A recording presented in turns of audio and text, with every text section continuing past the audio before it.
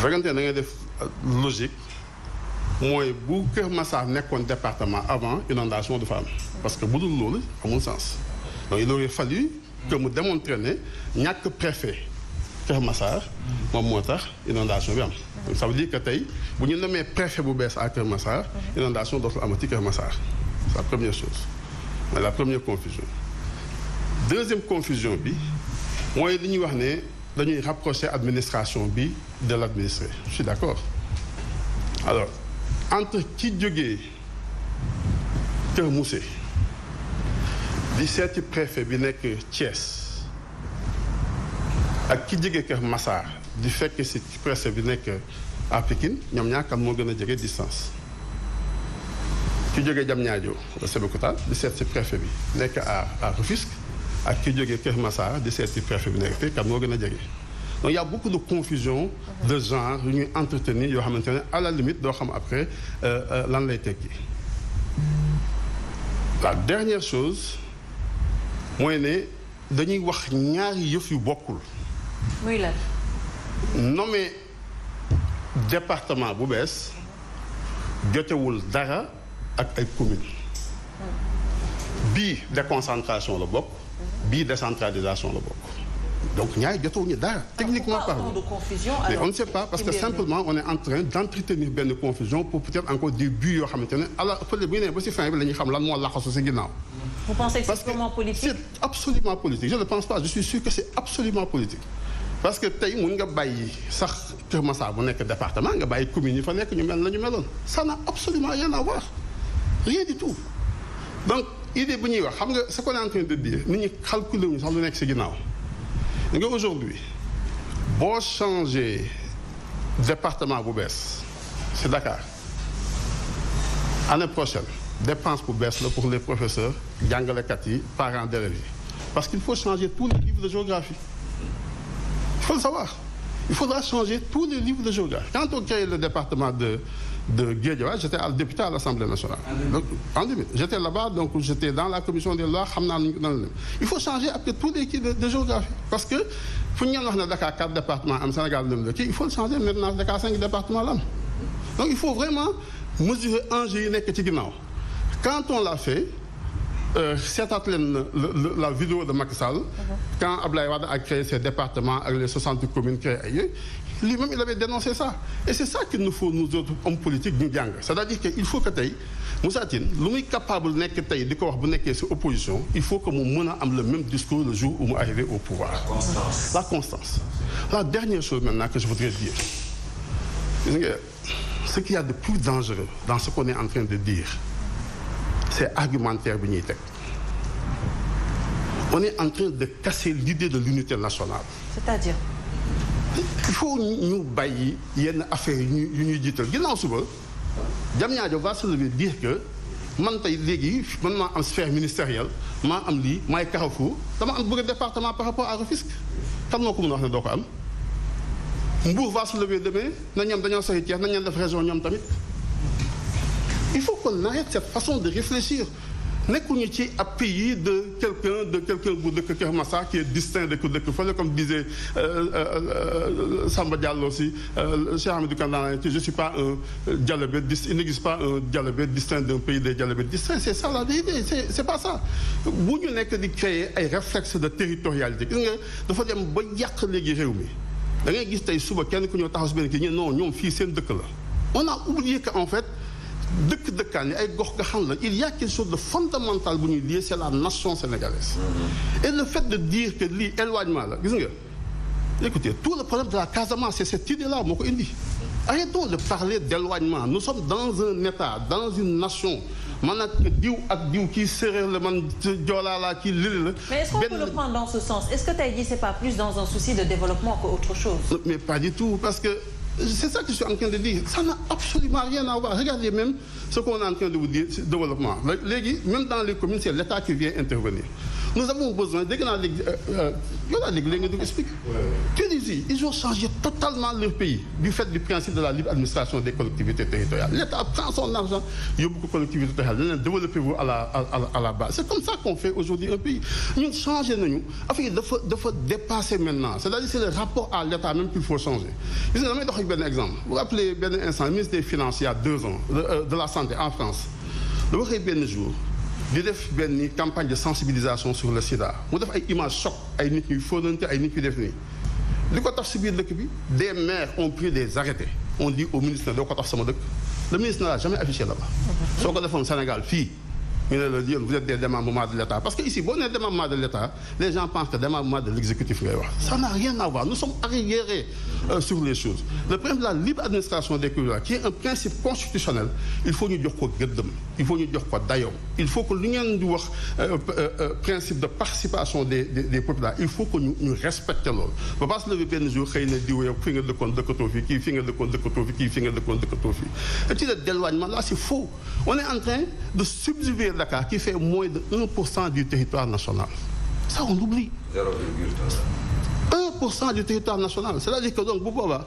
population bi dëkk Salémata ki dëkk Tassette préfet nekk biir dëkk digg Thiès ki dëkk Kër Moussé préfet nekk digg Thiès ki dëkk Diakhao préfet nekk Fatick kooku bu boobaa il a tout l'argumentaire pour dire moo waxul sax département kii la bëgg alors que ñun dañoo am benn développement léegi lañu dem sax ay 7 régions la ñu commencé woon Sénégal après la ñu dagg 8e def Louga dagg dindi ko si Diourbel di continuer di yéeg on a une architecture extraordinaire un président de la République un gouvernement des ministres un gouverneur sous-gouverneur des préfets sous les préfets des sous-préfets loolu la ñuy def dëkk bi loolu moo fi bëgg a changé waat si diggante bi et puis bu ñu ko defoon Tamba sax nga ne waa Tamba dëkk bi kii bi dafa ngand territoire bi dafa ngand boo ko defoon Casamance nga ne waa dafa ngand mais 0,5% moins d'1% du territoire la ñuy jàpp di ko pàcce alors que aujourd'hui boo demee si yeneen dëkk yi lu ñuy wut mooy ce qu'on appelle les grandes métropoles le Grand Paris le Grand Lyon le Grand Tel parce que il faut créer benn masse bu mag territoire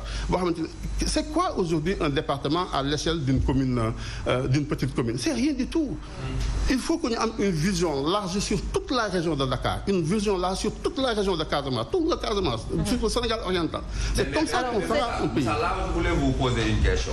Allez-y, professeur. Le professeur et le maire à la fois. Parce que oui xam nga dama mos a dégg waa ji muy rectifier le langage. Les gens sont en train de dire qu'on a transféré des compétences. On n'a pas transféré des compétences. On a transféré des secteurs de compétences aux maires. Et des problèmes. Mais on n'a pas transféré des compétences. Aujourd'hui, l'éducation nationale, il y a quelque chose que le maire ne peut pas faire. Exactement. La santé, il y a des choses que le maire ne peut pas faire. Ça dépend directement du ministère de la Santé. Alors, Lolo, moi, ce que je voudrais savoir, parce que vous avez parlé du cas de Tunisie que j'ai lu un peu, est-ce qu'aujourd'hui, il peut y arriver, au nom de ces jeux de concentration, décentralisation, qu'on arrive à un moment où le maire puisse avoir les pleins pouvoirs et faire tout ce qu'il veut en termes de construction dans sa localité. Et même en tant qu'acteur politique aussi, lan ngeen nekk pour justement arriver à ça. Oui, mais c'est-à-dire que loolu la ñuy xaar ñun ñëpp xam nga gis nga dafa am loo xamante ne état li ñuy wax principe de subsidiarité état mënu ko. État am na loo xam ne daf ko sori trop pour mun koo gérer c'est pas possible. C'est ça. C'est-à-dire que li ñuy am problème yi ñu am aujourd'hui ce n'est pas un problème de ndax Kër Massar viable na wala ndax les viable c'est le transfert de ressources il faut transférer suffisamment de ressources aux acteurs à la base pour que ñooñu mën a nekk des acteurs de développement da ngay xëy suba teel ñu ne non lii daanu na fële non benn hôpital manqué na fee lii def na fële tey boo demee y a des villes yoo xamante ne boo demee en France ñu seen budget moo ëpp budget Sénégal nous on oublie tout cela tey boo demee Paris tey bu ñuy wax Paris bu nekkoon état mooy nekk 11e puissance mondiale donc c'est ça la vérité ñun donc on est encore à l'état benn état boo xamante ne démb je le disais nit ñi duñ se rendre compte mais boo tegee globe terrestre bi nii booy xool Sénégal doo ko gis le Sénégal est un petit pays c'est-à-dire ñun ñoo bëri wax ñoo teg suñu bopp ñoo def ngam def nii mais nous sommes encore un petit pays le Mali c'est 1 million et quelques de kilomètres carrés. La faute à qui? Est-ce que c'est pas la faute aux politiciens? Je suis d'accord mais tout ça je suis tout à fait d'accord moo tax ñun ñu wax rectifier suñu bopp ce que nous devons arrêter c'est le calcul politicien c'est les mesures que nous sommes en train de prendre liggéey woon toujours ne ak calcul politicien gis nga tey et c'est ça que je dis souvent je sais pas pourquoi d'ailleurs en Afrique quand nit bu nekkee opposition day nekk nit bu intelligent nit bu vertueux bés bu duggee pouvoir il perd son intelligence et sa vertu. mais parce que le philosophe a dit que le pouvoir corrompt le libre jugement de la raison. yéen ñu ci bëri moo leen dala. même parfois yow mi di wax sax. non jamais moi je suis resté constant jusqu'à présent. je pense que peut-être c'est peut-être que dama yeggagul si âge bi ñuy nit di transhumé. peut-être en tout cas je reste encore constant. dañ koy tere ci plateau mais wolof nee na dañ koy tere ci plateau. ah bon wolof nee na ju koy wut kat du jukko. waaw kii wut du la woon jukko. ju koy wut kat du yow c'est-à-dire que non je gëmuma ne tey ñun Sénégalais ñeneen ñi nekk si yeneen réew ñoo ñu gën a jub en tant que homme politique. li nga xam ne mooy changé mooy seen réew yooyu tabax nañ ko tabax goo xamante ne boo ñëwee suba bëgg a jéng tamit doo mën a. mooy institution yu dëgër. institution yu dëgër. non seulement institution yu dëgër mais opinion publique bu dëgër. non pour man c'est beaucoup plus un problème d'opinion publique. parce que aujourd'hui ici bu ñu respecté woon les institutions am na loo xam ne nii duñ ko mën a def mais c'est parce que on sait que il y a des choses qui sont possibles en France qui ne sont pas possibles en Amérique. Il y a des choses qui sont possibles en France qui ne sont pas possibles au Sénégal. Aujourd'hui au Sénégal il y a des choses qui ne sont plus possibles et qui étaient possibles au temps du Parti socialiste où les maires étaient là jusqu'en 1992 amul woon isoloir. Les Sénégalais ne savaient même pas que c'était des citoyens, on les contrôlait, on leur demandait. Pour man ça n'a jamais été un problème d'institution de texte mais un problème de mentalité et c'est le vrai combat, c'est de former une opinion publique qui fait que demain au-dessus justement de ces mentalités. Non, un texte, non, c'est impossible. Un peuple, il tire ses problèmes de ses mentalités et ses solutions de ses mentalités. Ronald Reagan avait l'habitude de dire si nous voulons rester la meilleure puissance, ne regardons pas seulement nos armes, mais regardez les charmes des Américains qui font leur mentalité. La première mentalité, c'est que quand tu débarques en Amérique, tu es chinois, tu es japonais, rapidement ils font de toi un Américain et tu es prêt à tuer ton propre peuple d'origine. Tout est un problème de mentalité. Les recherches ont montré qu'il y a des facteurs. Le cadre juridique, il est très important. Oui. Les institutions politiques sont très importantes. L'environnement est très important, mais toutes ces choses sont au-dessus d'une mentalité.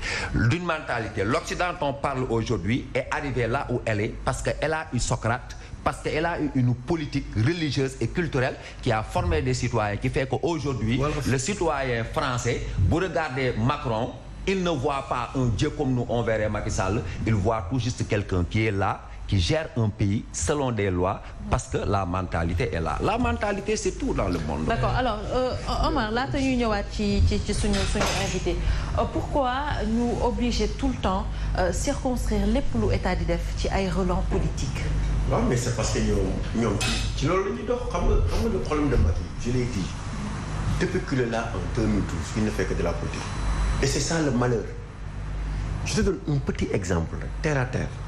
Le jour où il a organisé le conseil présidentiel sur les jeunes mais xam nga mi ngi ko organisé c'est très important pour parler des problèmes des jeunes mais am na benn wax bu ndaw bu mu wax rek loolu la ñëpp tey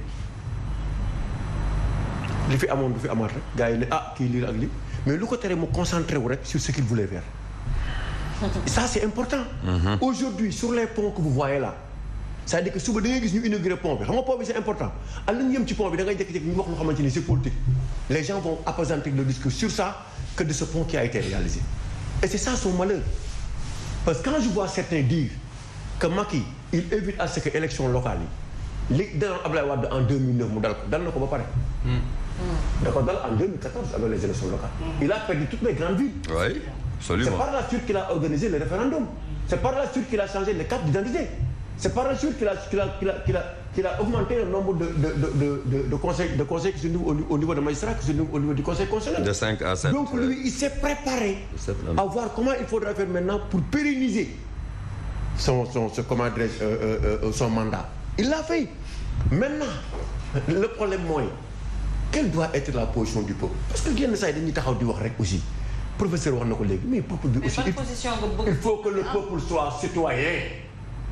ci naka. nañu bàyyi ay ñëw kii moo ñëw sama dëj moom lay voté. kii moo ñëw sama takk. kii moo ma jëlal ordonnance. kii moo ma defal li Omar Faye mën na ko te mënul jiite réew. le choix de celui qui doit diriger dañ ko war di seet di xool mais mënuñu chaque jour di continuer sur cette démarche. les mentalités. yow da ngay ñëw jékki-jékki askan wi ñuy kaas boo xamante ni ne élection jot da ngay voté ki nga xamante ni moo la ko teg ba pare suba nga bëgg a ñëwaat nit ñi taxawaat di wax.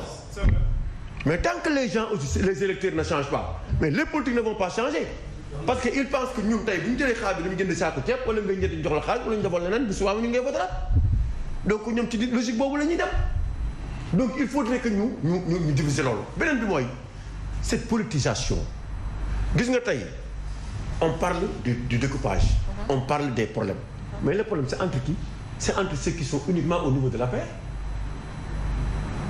Les maires qui sont là c'est des gens qui sont dans l'APR. Donc souvent même s'il y a une division cette guerre intestine à leur sein mais si tu ne votes pas pour l'un tu vas voter pour l'autre c'est le même APR. Oui. Donc où est le changement? C'est comme ce qui s'est passé en Cap-Vert avec le Parti socialiste. Je prends l'exemple du Fisc où il y avait Mbaye Jacques Diop, il y avait Pathé Ndiaye, il y avait Kora Fall. Si tu ne votes pas pour Mbaye Jacques, tu votes pour Pathé Ndiaye. Mais si tu votes pour Pathé Ndiaye, tu votes pour le Parti socialiste. Si tu ne votes pas pour Pathé, tu votes pour Kora. D'accord? Ne vote pour Kora, mais surtout c'est le Parti socialiste, c'est le même bulletin qui est là. Alors que le gars il dit technique en cette position-là. Mais qu'est-ce qu'il faudra faire pour que ce qui se passe au Maroc ou ailleurs, au Sénégal, c'est le problème. Un budget, État teg un budget de 1000 milliards, moi je prends les 500 milliards, je mets ça à la disposition des collectivités locales. loolu mooy décentralisation. alors li mu wax nii justement président moo tax ñu bëri teggi relance politique yi ñu wax parce que suñu gisee également zone boobu zone bi ñuy waxu découpage on a l'impression que APR rek moo fa nekk et est-ce que justement ce redécoupage là est déterminant par rapport ak lii di vote wala par rapport ak ay élections. bon xam nga fan yëpp maa ngi wax benn wax di ko waxaat. Macky Sall. moo ëpp si président yi fi jaar lu muy def sondage.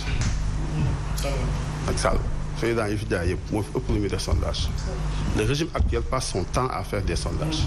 Mesures d'opinion ils savent exactement l'évolution de l'opinion fu ne.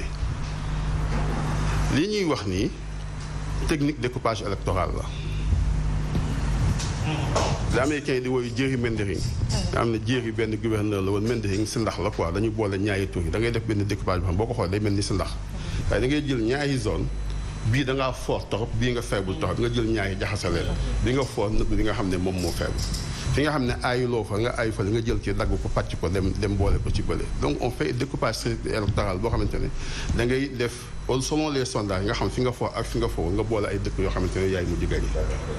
La deuxième chose mooy tu as des conflits xam nga wax nañ fi benn instant ne Dakar sax mën nañ ko séddale ñaar parce que am nga ñaari leader yu nekk Dakar boo leen boolee du ñu ànd dañoo nar a tas sa parti nga xëy sa ba nga jël Dakar def ko deux ku nekk nga ne ko kaay jël benn sa wet donc c'est ça en fait le problème que nous avons et c'est le problème que nous avons toujours eu def nañ fi ay nit ñu def ay temps Assemblée nationale ñu am ay problème investiture mu am ñu maire ñu ne noo grave kaay ñu defal leen Sénat jël ñenn ñi yóbbu Sénat ñëw def fa tey nga ñëw maire ñu ñëw jël benn affaire ne waa kaay comme loolu la nañu créé ay communes yu bees jël ci jox ki jël ki jox ki jël ki jox ki alors que le pays ne peut pas fonctionner sur cette base là il faut que benn instant ñun ñëpp ñu capable de maturité politique et c'est ça que nous ne savons pas faire nous autres les hommes politiques sénégalais c'est-à-dire que tey li ñuy reproché Ablaye Bathily moom moo ko wax boo demee lire programme yoonu yokkute bu Macky Sall li Ablaye Bathily di wax moo nekk ci programme yoonu yokkute waaye bu Macky Sall yegg si pouvoir dafa jël lépp jël fële teg ci suuf et c'est pour ça que je dis ak ma frère li wax dëgg la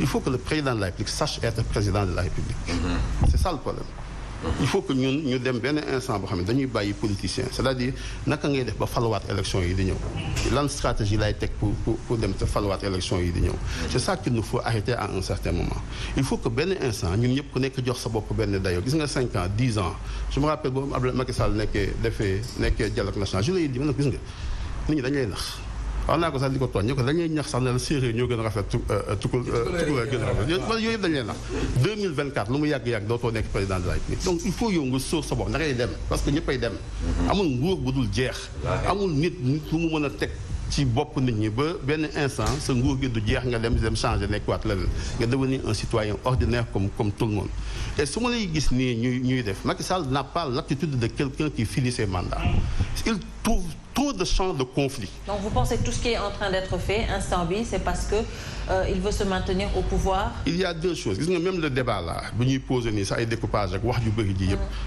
génnewul si sama xel sax ne dañoo bëgg sax repousser waat élection yi parce que tant que débat baa ngi posé wu nii ñu naan ndax dañuy def lii wala duñu def lële c'est-à-dire que élection du am duñu nekk dans les dispositions pour def kii alors que élection yi ñu reporté yëpp. Donc il y a cette possibilité que mu bañ a am le 23 oui janvier parce que simplement jusqu'à présent le débat qui est ouvert là xamaguñu kuy collectivité ak ku dul les collectivités locales tant que stabilisé wuloo ko mënoo décider kañ ngay dem élection alors que bu leen fàttaliku leen déglu naa benn yoon suma xarit maître El Hadj Diouf mu ñëw toog mu ne moom dégg na si Macky Sall mu ne bëggul élection am avant 2024. Exactement donc boo amee données yooyu si sa bopp il faut nga sóor lu mel noonu effectivement c'est un enjeu pour Macky Sall pour deux choses gis nga y a deux choses yu xew benn enjeu bi enjeu de pétrole bi la xam nga aujourd'hui gis nga ce qu'il y a et qui est vrai mooy Sénégal lu muy leb tey ak ñi nangu lebal Macky Sall xaalis lebaluñ ko sur la base de ses résultats économiques on n'a pas de résultats économiques li ñuy lebal Sénégal dañ koy lebal parce que da nga naan mën naa fay suba ndax sama pétrole mi ngi ñëw donc aujourd'hui le jour où mu dem élection locale wala mu dem élection législative on perte ay élection c'est un signal fort pour à l'endroit de ces bailleurs là dañuy xam ne 2024 day perte dañuy xam ne nekkatul interlocuteur et à partir de ce moment là position interlocuteur bu mu amoon vis-à-vis des bailleurs de fonds yi wax ak Sénégal da koy perte immédiatement les gens vont se mettre croiser les bras di xaar 2024 xaar président bu bees bi ñëwaat ci donc c'est ça les enjeux de fond yu nekk ci ginnaaw toutes les réformes tous les débats qu'on est en train d'agiter et autres et la deuxième chose aussi mooy s'il perd les élections locales c'est sûr qu'il perd les élections législatives et s'il perd les élections législatives dafay nekk fin de mandat pour moom avant 2024 donc on est en fait dans tous ces calculs là la dernière chose aussi qu'il y a et qui est aussi un calcul c'est que en fait il y a des leaders politiques yoo xamante ne ñu ngi jouer seen avenir politique sur 2022 Karim Wade Khalifa Sall s'ils parviennent à avoir une majorité à l'Assemblée nationale la question de leur candidature pour 2024 est réglée parce que au moins ils pourront supprimer l'article 31 bu nekk ci constitution bu leen tere ñu nekk ci code électoral bu leen tere ñu nekk aujourd'hui candidat donc en fait c'est des enjeux yooyu yëpp lay kii donc Macky Sall gis nga pensez à ce que vous voulez am na ñu naan musul am na ñu naan lii amul lii mais li muy xam ne il faut quand même le reconnaître pas parce que il a un mérite particulier mais parce que yow li ngay xeebal sa wala li ngay jomb ci wàllu xeex yow doo ko moom jomb ko Macky Sall est un fin stratège pour xeex ko adversaire politique am ça c'est la vérité parce que fii Cheikh Omar naan lii dama ko def parce que principe moom yoonam nekkul ci loolu mais Moussa le fait de manquer d'éthique pour faire certaines choses est-ce que c'est être fin stratège parce que en réalité qu'est-ce que Macky Sall a fait et que n'importe qui n'aurait pas pu faire s'il avait le palais les milliards manqués d'éthique. Moi, j'ai l'impression que... Macky a lu Machiavel. Retiens la phrase. Wow. Macky a lu Machiavel. Non. Macky, c'est Machiavel. Non, il n'a pas lu Machiavel. Il n'a pas lu Machiavel parce que Machiavel n'a jamais demandé de massacrer un peuple. Machiavel, Rousseau a dit, en donnant de grandes leçons au roi, il en a donné au peuple. Attention, Machiavel est un philosophe des peuples. Il a dit au roi... Vous pouvez tuer, vous pouvez tout faire à condition que ça soit l'intérêt général. L'éthique de responsabilité, je suis d'accord. Voilà. Il y a des gens qui ont mal... Non, il a très mal lu. Il n'a pas compris. Non, c'est-à-dire qu'aujourd'hui... Il n'a pas lu le prince. Sénégal, ñun ñuy wax fii Sénégal ñu si gën a bëri ñun ñëpp dañoo lire.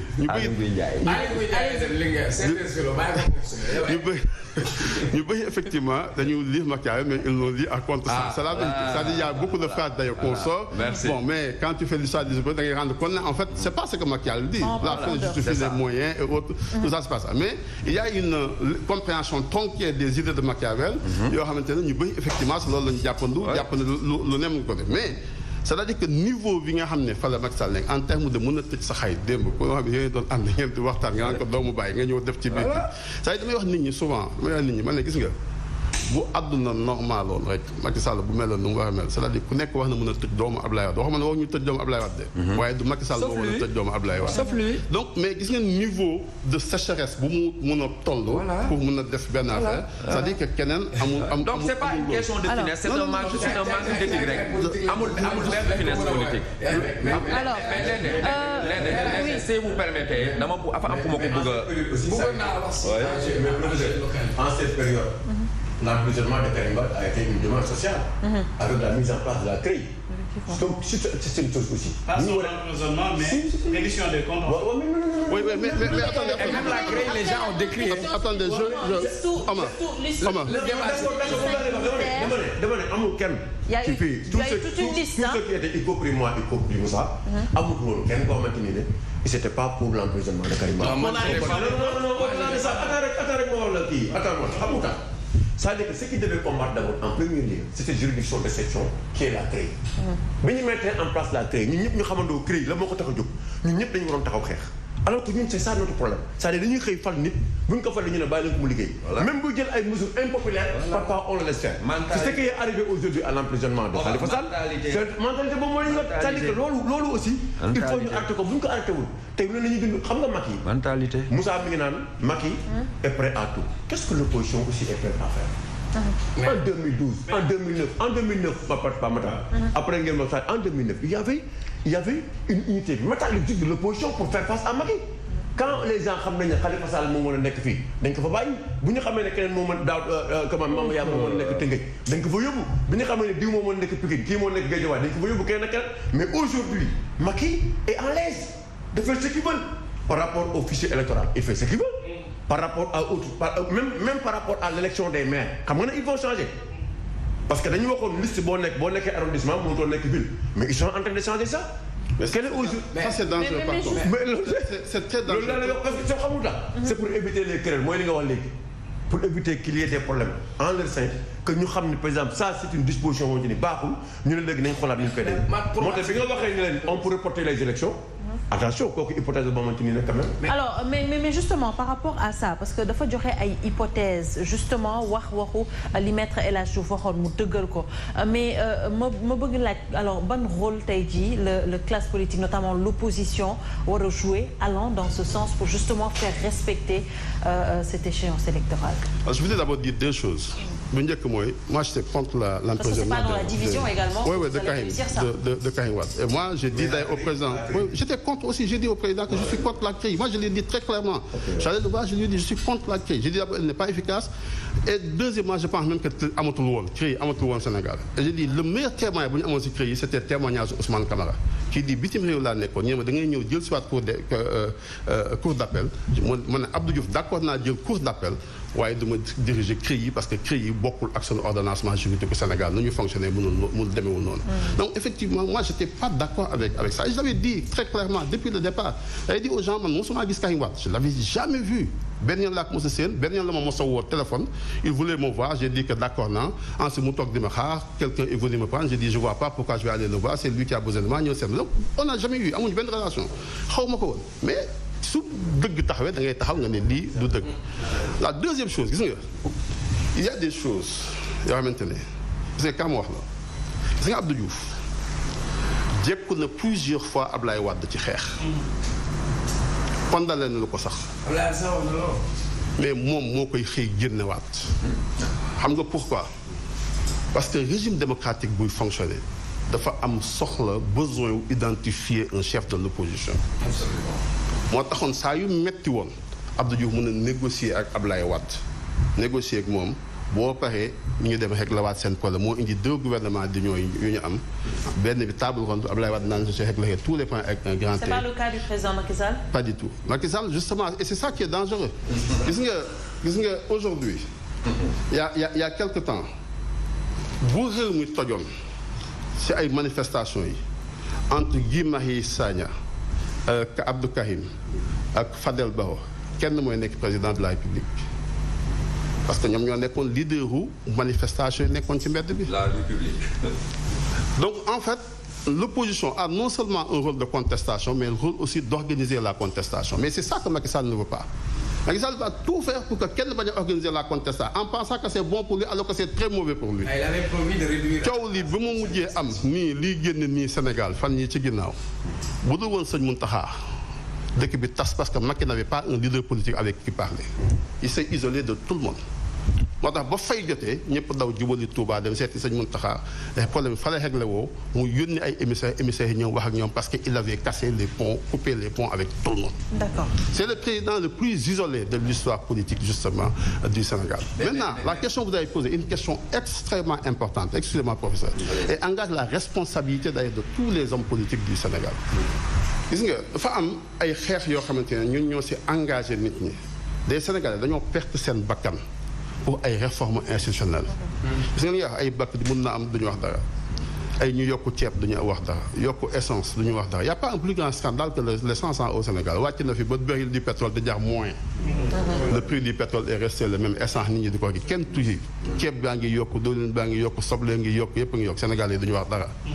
Le 23 juin c'était ça aussi s'était passé mais à chaque fois que benn régime hasardé wu a touché à la stabilité institutionnelle population yi ñooy génn régler seen problème. 23 juin c'est ça qui s'est passé bii passé aussi c'est l'histoire de Sonko. Il y a eu un ras-le-bol populaire. On a écarté Karim Wade dindi fi Khalifa Sall bu ñu bàyyee dëkk bi day nekk une démocratie sans opposant nit ñi wàcce régler seen bopp seen problème. Souvent sax duñu xam sax moo dox de fu mu jógee mais les gens en avaient marre donc nit ñooñu wàcc tey. Pour défendre l'idée de la République bi ñu am wàcc ci kaw tali bi nangoo xeex ba nangoo perte seen bakkan wàcc seen bakkan ci biir mais ces personnes là ñun dañu leen amee beneen njukkal mooy le niveau d'organisation aussi bi opposition bi war a am. pour mën a affronter le régime il faut ñu def ko le système électoral sénégalais dañuy imposer muy Karim Wade muy Taxawu Sénégal muy Pastef que ñu def ay négociations fermes. Avec la conviction PDS ñëpp bokk gis-gis tout le monde toute la famille libérale opposition bi de façon générale Abdou Mbaye ak Azza ñëpp def une liste unique boo xamante ne on dépasse les ambitions personnelles yu ci ñenn ñi ak ñeneen ñi am. Tu es contre la promotion de Barthélémy Dias. Je l'ai dit hier j'ai dit Barthélémy a le droit de dire que moom dafay nekk candidat am na droit ku mu neex comme man am naa droit damay nekk candidat à Thiès keneen ne day nekk soo am ne dafay nekk candidat à Dakar Papa ngeen day nekk candidat et autres chacun a le droit de faire ça une ambition en politique kenn mënut a am délit d'ambition ku nekk am na sañ-sañu ne damay nekk candidat fi nga xamante ne moom la neex mais nekk candidat dafa am leneen loo xamante ne moom moo ko jiite te moo koy sous-tendre mooy nga am une lecture de la situation du moment xam li nga xamante ne moom mooy en tout cas la position bi ànd ak les valeurs la position patriotique et bu ànd bu gën a efficace nga def ko aujourd'hui l'obligation que nous avons et nous n'avons même pas le choix c'est que nous ne pouvons pas casser l'opposition au niveau de Dakar si on casse l'opposition à Dakar on ne gagne pas. mais Moussa. c'est clair ça c'est. xam nga léegi non dafa wax benn affaire.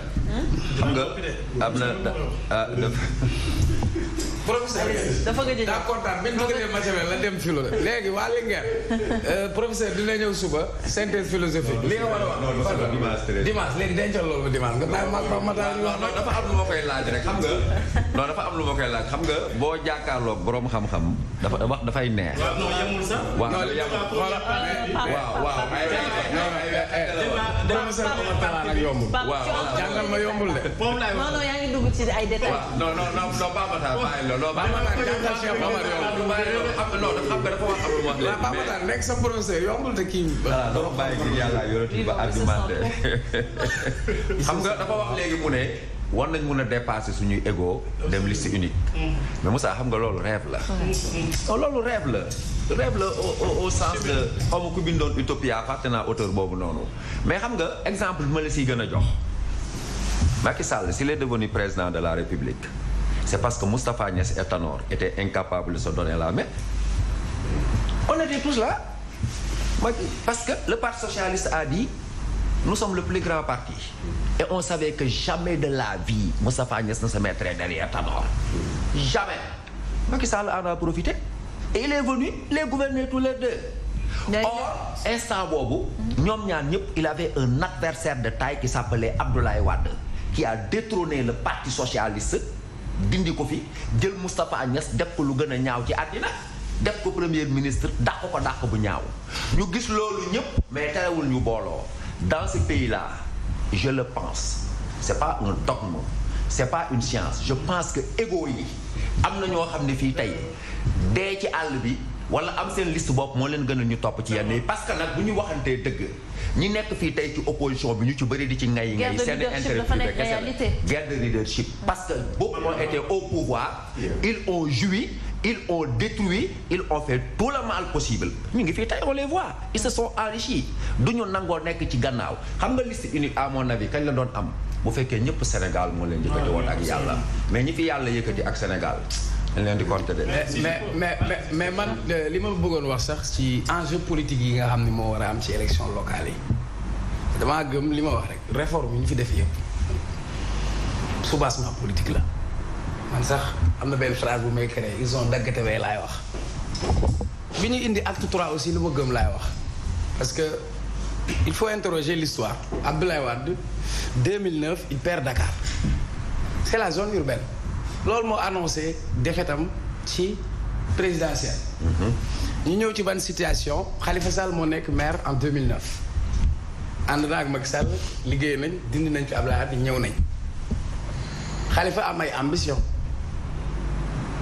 yi ma am mooy romb maire Abdoulaye Wade il a été gentleman à un moment donné woon Khalifa Sall nangu collaborer ak moom mais regardez ñu ne Khalifa Sall am na projet place de l'indépendance dem nañ ñu créer ministère bu bees Diène Farba Sarr pour dindi ay projet est-ce que kon liggéeyal Dakar waaye moo leen tax a jóg wala jafe-jafe politique moo tax maa ngi lay wax sànq ne la ngay laajte découpage dafa am incidence mais absolument man tey su ma nekkee si gox boo xam ni quartier bi gën a rëy nekkul quartier boo xam ne daf may favorable électoralement ma détaché wu ci moom si gën a ñun dans le département de Pikine Kër Massar moo gën a mag boo ko gagné nga presque du point de vue électoral mais dama la bëgg wax enjeu yi nga xam ne moom moo ci nekk c'est là da ngeen wax Machiavelli man dama la wax caay-caay politique bi nga xam ni moo nekk ci président Macky Sall da ngay xool profil am nekkoon na ministre de l'intérieur nekk na ministre de collectivité locale nit nag xam-xam bu mu mën a am ak lu mu ci mën a am moom lan lay jàpp nan lay contrôler territoire yi c'est ça sa réelle politique Dakar a toujours été un problème pour Macky Sall ça il faut le dire nekk problème weesu bi ñu téye Khalifa Sall daa toog ne leen jàppal naa leen lii Khalifa Sall xanaa di ngeen gagné. il a gagné les élections présidentielles. oui mais je veux dire est-ce qu'il les a gagné. waaw ma ñëw Omar maa ngi ñëw non sama analyse li ma bëgg a wax. dinaa ko wax dama ne. Il n'a pas gagné, il est arrivé premier. Oui. Dans ma démarche, moi je dis c'est des enjeux politiques. C'est-à-dire, man, sans problème, moi, si on doit faire des réformes, on a le 5 acte 3, on ne peut pas prendre 3 villages, 2 villages, plus un forage. benn garage ni c'est une commune kon ça veut dire que lii waxoon ci objectif nga ne objectif bi mooy avoir des territoires compétitifs durables et viables nañ ma woon sur les 557 collectivités territoriales ban collectivité territoriale moo compétit wala moo viable beneen bi je crois que enjeu politique dafa am Barthélémy Dias dafa déclarer sa candidature c'est tout à fait normal parce que kuy dugg ci làmb aussi ne amoo ambition nekk roi des arènes demal teg sa ngeen nga sànni ko moi je crois que Barth nekk na maire nekkaat na maire ci ñi ànd ak Khalifa Sall je crois que en termes de loyauté ou de combativité Barth a toujours mouillé le maillot je dis pas que ñeneen ñi newuñu si quand on a eu la liste de Taxawu Dakar beaucoup de gens sont devenus maires grâce à l'aura de Khalifa Sall et pourtant ça ne les a pas empêchés de tourner le dos à Khalifa Sall jëlal exemple le maire de Dakar Plateau tey ministre la demal nga jël yeneen maire yoo xam ne pour Khalifa Sall lañ demee lu dëgg Khalifa Sall nekk na ci kaso bi waa Dakar falaat ko def ko député ñu dindi député am kooku sànni fële nekk na maire ñu dindi foofu mais man pour man am na fu ñuy toll ci politique le débat c'est pas Khalifa Sall pour man question de générosité politique moom ak Barth war nañu waxtaan ñu xool parce que Khalifa Sall te ay ambition war na dépasser ville de Dakar beneen bi question de du égo question d'égoïsme la xam nga li rayoon opposition bi 2017 ñu waroon am benn liste commune ñi jaar fee ñee jaar fële bu opposition bi toogee di def manifestation ku nekk bëgg nga jiitu ci kanam alors que la réelle politique li mu doon demandé tey mooy opposition bi ku nekk fàtte sa bopp ñoom ñu xool seeni force maa ngi dégg Bougane mu ngi wax ni genre proposition bi nañu xool Dakar kan moo gën a positionné wu ci opposition bi ñëpp fàtte seen bopp ne kii la tey bu ñu demee Thiès ñu ne ah Macky Sall ak Idriss Seck allié nañ est-ce que Thierno Alassane Sall est-ce que wala Moussa Tine mi fa dëkk waa même Omar boo may dagg may ñaax sa naa la ko delloo waa xaar waa dimbali ma rek waa dama la ko ñaan revenir encore dire que il faut être avec les politiques non j'ai pas dit mais Omar Faye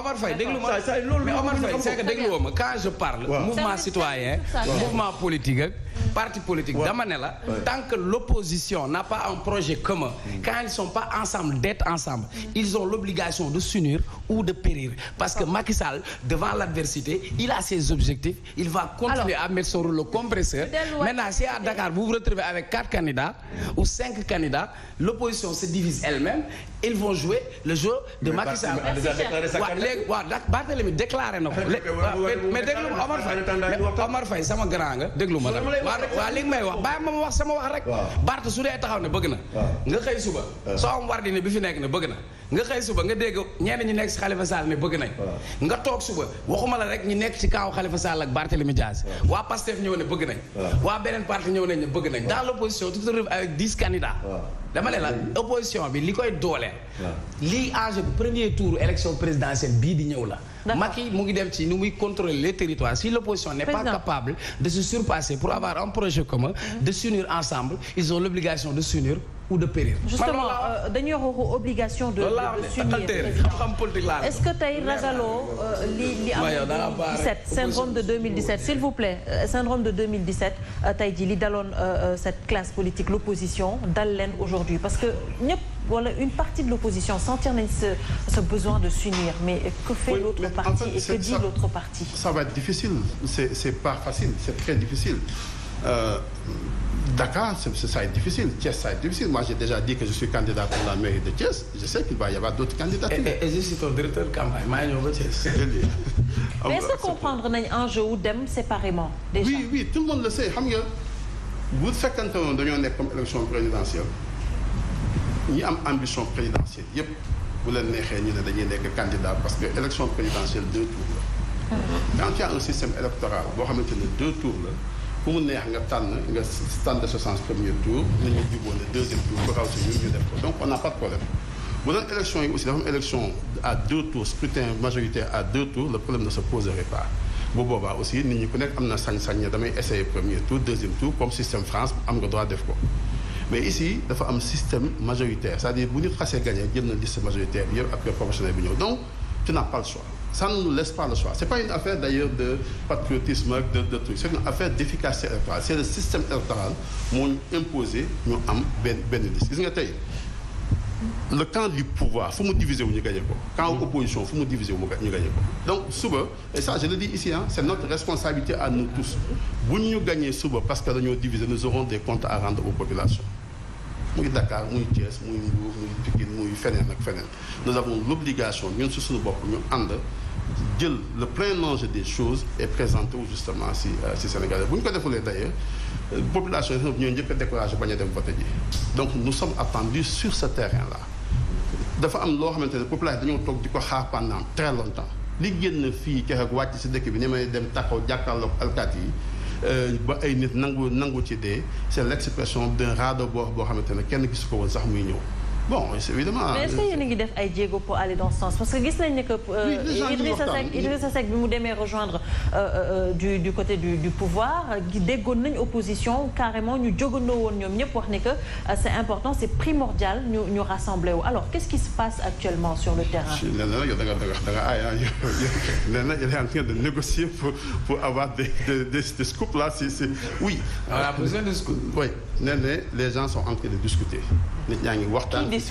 tout le monde amul kenn ku nekk entre kii Khalifa Sall discute avec Karim Wade Khalifa Sall discute avec le camp de Karim waa Pastef mi ngi discuter ak ñoom Abdou Mbaye mi ngi discuter tout le monde discute. Il y a des parce qu'il faut résistances. non il y en a pas c'est-à-dire que tout le monde aujourd'hui kii la maintenant nag y a quelque chose qui est difficile et c'est ça je le dis ay nit bu ñu nangoo dem di jiite da ngay xam ne bu ñëpp bàyyee ne la jiiteel c'est parce que la nga war a jiite du lu yomb après il va y avoir un problème d'ingénierie électorale parce que naka la ñuy def ba avoir benn liste bu stable buy refléter en fait une réalité de terrain ku war a jiite et cetera parce que homme politique aussi moo égo ñoo ànd ku nekk dina jàpp ne fi mu toll maa fi nekk maa fi ëpp doole maa def nii je considère moi aujourd'hui que je suis le meilleur candidat pour Thiès quelqu'un d'autre va considérer qu'il est le meilleur candidat pour Thiès Dakar c'est le cas de Barthélémy d'autres vont considérer que ñoom aussi c'est le bien Pikine le même problème va se poser mais le seul problème bi ñu am ce n'est pas exactement ça c'est-à-dire gagner local bi c'est bon pour le moral la première grande bataille bi ñuy am bi échauffement la première grande bataille entraînement bi c'est les législatives Et ça, il faut véritablement que ñu gagner parce que c'est ça la véritable compétition. Il faudra qu'à un certain moment et ça aussi il faut que nit ñi jël si ay kii gis nga ñun ñëpp et ça c'est ça le Sénégal gis nga aujourd'hui homme politique yëpp xam nañu qu'est-ce qu'il faut faire pour dëkk bi dox. On sait. Dans les programmes. Oui, oui. Xam nañu lan la ñuy def pour avoir une indépendance de la justice xam nañu def pour renforcer l'indépendance. C'est sûr. de l'Assemblée nationale rendre l'Assemblée nationale efficace. Xam nañu lan la ñuy def pour que les médias là publics nekk de véritables médias contre pouvoir xam nañ ko. Il faut arrêter même le terme aide à la presse. On n'aide pas à la presse, c'est une subvention à la presse. Ouais. C'est un principe constitutionnel. Le droit à l'information plurielle ñi koy def état bi daf leen di jox xaalis parce que état bi leen ko waroon a jox. moo ko waroon a def. Donc c'est pas une aide du chef de l'État ay aide du chef de l'État. Le chef de l'État ne peut pas être généreux, il n'a pas d'argent. C'est l'argent de l'État. Donc nañu bàyyi terme yooyu ñu génne suñu bopp comment xam nañu nu ñuy def ba rendre exécutif bi. Gis nga aujourd'hui les Européens là bu ñu bëggee def campagne électorale Afrique la ñuy ñëw seeti seen copains présidents yi ñu may leen xaalis. C'est ça qui a amené le problème de Kadhafi et de Sarkozy. Xam nga lu tax. Parce que les procédures yu ñu teg en France permettent nit bu nekk au pouvoir mën a tibb ci budget état bi dem def ci campagne. jamais. Donc réforme yooyu ñu am ak texte yi nañu ko organiser ba mu mën a xew fii ba mu mën a am foofu war nañu mën a fexe fii aussi les mêmes réformes là ñu posé ko lu ñuy wax la gouvernance transparente mën nañu def les jéego ak les réformes qu'il faut ba loolu am fi. Assises nationales yi defoon nañ ko je fais un clin d'œil à Abdoulaye Bathily mu rappelé waat ñun ñëpp homme politique. ne am nay engagement yu ñu jëloon au niveau des assises nationales et en rapport avec les populations def un programme de gouvernance wax ne bu ñu ñëwee tey lii la ñu war a def mais Moussa est-ce que la meilleure manière de rendre hommage à une icône comme Amadou Mahtar Mbow ne serait pas d'appliquer les réformes issues des assises nationales au lieu ñu ko exposer musée des civilisations non c'est absolument la vérité ça li gën a yomb c'est juste ça nañu leen appliquer les conclusions des assises nationales gis nga man wax Macky Sall bu ko neexee sax bu mu appliquer conclusion na appliqué yoonu yokkute le pays va changer les engagements que lay pris moo fi tax mu ne man su ma nekkee président de la République la Cour des comptes sax dina ñëw vérifier les comptes de la présidence qui commence par le faire demain. Au lieu d'envoyer des gens à Barthélémy Diaz là les grandes nébuleuses que nous avons ici c'est le budget qui est affecté à la présidence. C'est ce budget là qui n'est jamais contrôlé ni par l'Assemblée nationale ni par la Cour des comptes ni par l'IGE. Parce que l'Assemblée nationale def naan la courtoisie institutionnelle le budget du président de la République au Sénégal est voté sans débat. Courtoisie institutionnelle. La Cour des comptes aussi dit que courtoisie institutionnelle de vérifier les comptes des pouvoirs publics. IGE dépend du président de la République. Donc en réalité le problème que nous avons moo tax léegi depuis un certain temps xaalis bu ñu bëgg a jël rek on loge ça à la présidence de la République parce que cet argent est dépensé sans contrôle. D'accord. C'est ça la vérité. gis nga li nga mujjee wax nii donc est-ce que lu stratégie dans sa communication de la part de Barthélémy Diaz ni dama nekk candidat ci maire ville de Dakar moo tax ñu yónnee IGE sachant que dañ koy yónnee IGE comme ça ëllëg bu ñu ko kiiwee ñu ni way dafa am ay ambition pour nekk maire de Dakar moo tax ñu bëgg ko sonal tëj ko kaso. un prétexte quoi. En tout cas nous na ko aussi parce que il est quand même là depuis un certain temps c'est aujourd'hui bu ñu fixé date élection yi dañuy waxul naan ay dañuy dem contrôler ji ay nit non c'est-à-dire ça aussi il faut qu'on le règle. C'est-à-dire IGE même il faut qu'on ñu génne ko président de la République parce que mënut a nekk arme de bataille du président à la disposition du président de la République. Il faut que ñu crée un grand corps de contrôle de l'État boo xamante ne dafay indépendant de tous les pouvoirs publics de rendre compte aussi bien au président de la République à l'Assemblée nationale et ñu certainement aussi sax ñu ayee ko à la Cour des comptes. Parce que tous les comptes dossiers ne soient pas mis sous le coude. Exactement ci benn dossier gis nga d'ailleurs il y a des choses yoo xamante ne il faut même que ñu ubbi une réflexion autour de ça gis nga même quand on parle des fonds politiques ak yooyu. Moi je considère que depuis un certain temps les fonds politiques au Sénégal ne sont plus constitutionnels. Parce que la Constitution dafa énoncer le principe de la transparence dans la gestion des affaires. Donc aujourd'hui il faut même que ñu tirer sur les points il s'agit pas seulement dem 2019 ne def nañu benn réforme def naa kii les principes ñu dugal ci biir Constitution bi il faut ñu jox leen corps à travers le fonctionnement quotidien justement de l'État. Malheureusement on le li ma ci bëggoon wax rek. Il faut aussi éliminer le budget du cabinet du maire. D'accord li ma ci bëggoon wax rek. Le cabinet du maire. Oui mais c'est que en fait le cabinet du maire est un peu plus compliqué que ça. En fait c'est en termes de nomenclature budgétaire tey. daa bëgg a nekk maire Rufisque. Oui non je le souhaite non c'est-à-dire que aujourd'hui alloué parfois à la participation les budgets parfois allumés au carburant ça pose problème aussi parfois. Oui mais non c'est-à-dire que xam nga moi je suis d'accord sur tout ce qui relève de la transparence ñu continuer di ci gis nga je vais vous dire muy Sénégal muy beneen dëkk les hommes politiques il faut toujours mu am une pression constante ci seen kaw tout le temps. Parce que pouvoir moom mel noonu. pouvoir moom mooy détaché nit ki ba mu dem sax ba fàtte boppam da nga wax nit ñi souvent sax ne certainement moomeelu yàlla la moo tax bu ko nit jéemee jël rek mu ëpp ko si boppam. je suis d'accord nit dañ koy canaliser gis nga l'homme politique mu fauté c'est pas un problème mais mu am lu koy delloo si waat si yoon moom gis nga Trump dafa xëy benn jour rek ne ay tel national doo ko dugg si biir dëkk bi. on a saisi un juge petit juge Californie. il annule le décret de Trump. Il faut qu'on arrive justement simplement à faire ça. moo tax damay wax souvent man gis nga la prochaine grande révolution au Sénégal elle sera faite par la justice. ou elle se fera contre elle. Pape Makhtar. attente ñu am aujourd'hui c'est l'attente d'une justice indépendante. et ça c'est dommage. depuis tout à l'heure maa ngi déglu débat bi ak beaucoup d'intérêt. mooy li ma doon wax léegi première partie wute na ak deuxième partie bi. alors li ma si gën a amal solo. tu as toujours le mot pour rire. Ouais, si on peut dire xam nga bu ñu ñëwee ba sa kër fekk la fi ngay def émission ñu lay agressé di la saaga ndey waroon ngeen ma bàyyi xam nga am na yoo xamante ne aussi neexul quoi mais bref alors li ma ci bëgg wax mooy tamit c'est vrai que ñi ngi wax ci pouvoir homme politique yi ñi ngi wax ci seen doole ñi ngi wax ci seen ay stratégie mais dañuy fàtte que ni ñoom du ñu fal seen bopp en fait. c'est-à-dire stratégie bu ñu mënti teg bu ñu gëmloowee Sénégalais yi effectivement loolu laay commencé di dégg bu ñu gëmloo Sénégalais yi que élection yi bu ñu ci demee Macky Sall mooy teg stratégie bu réussir stratégie am rek dafay remporter élection yi boobu bu nekkee loolu moom mooy am ñu ngi ci guuta comme s'il était un dieu. merci parce que Macky Sall aussi du moom mooy dem si sama ginnaaw di ma naan dag may voter par force moom ay stratégie la mën a peaufiner maintenant il appartiendra aux Sénégalais ñu choisir yan mooy profil yi nga xamante ne ñoom ñoo war falu. mais justement par contre foofu Pape Makhtar c'est que politique du ventre également dafa am doole bu baax Sénégal. waaw mais loolu nag suñu responsabilité la donc je crois que tey homme politique yi c'est vrai que ñi ngi toog di waxtaan di xool nan la ñuy defee kii mais je pense que tey seen waxtaan xam nga lu war a nekk Moussa Tine dem ci population Thiès waxtaan ak ñoom xamal leen lan mooy les pouvoirs publics xamal leen lan mooy budget xamal leen ban pouvoir ñoom nañu am en réalité parce que le véritable pouvoir population bi ñoom ñoo ko yor pour que population bi mën a delluwaat pouvoir boobu il faut mu xam ko. teg ay mécanismes pour un changement de mentalité. mais c'est ça mentalité yi kii doon wax professeur doon wax il faut que ñu am une masse critique forte lu mënul am France di am Sénégal c'est parce que population yi yamuñu lu mënul am Dakar di am mbëlëxe wala di am feneen c'est parce que population yi bokkuñ donc je crois que tey politique yi seen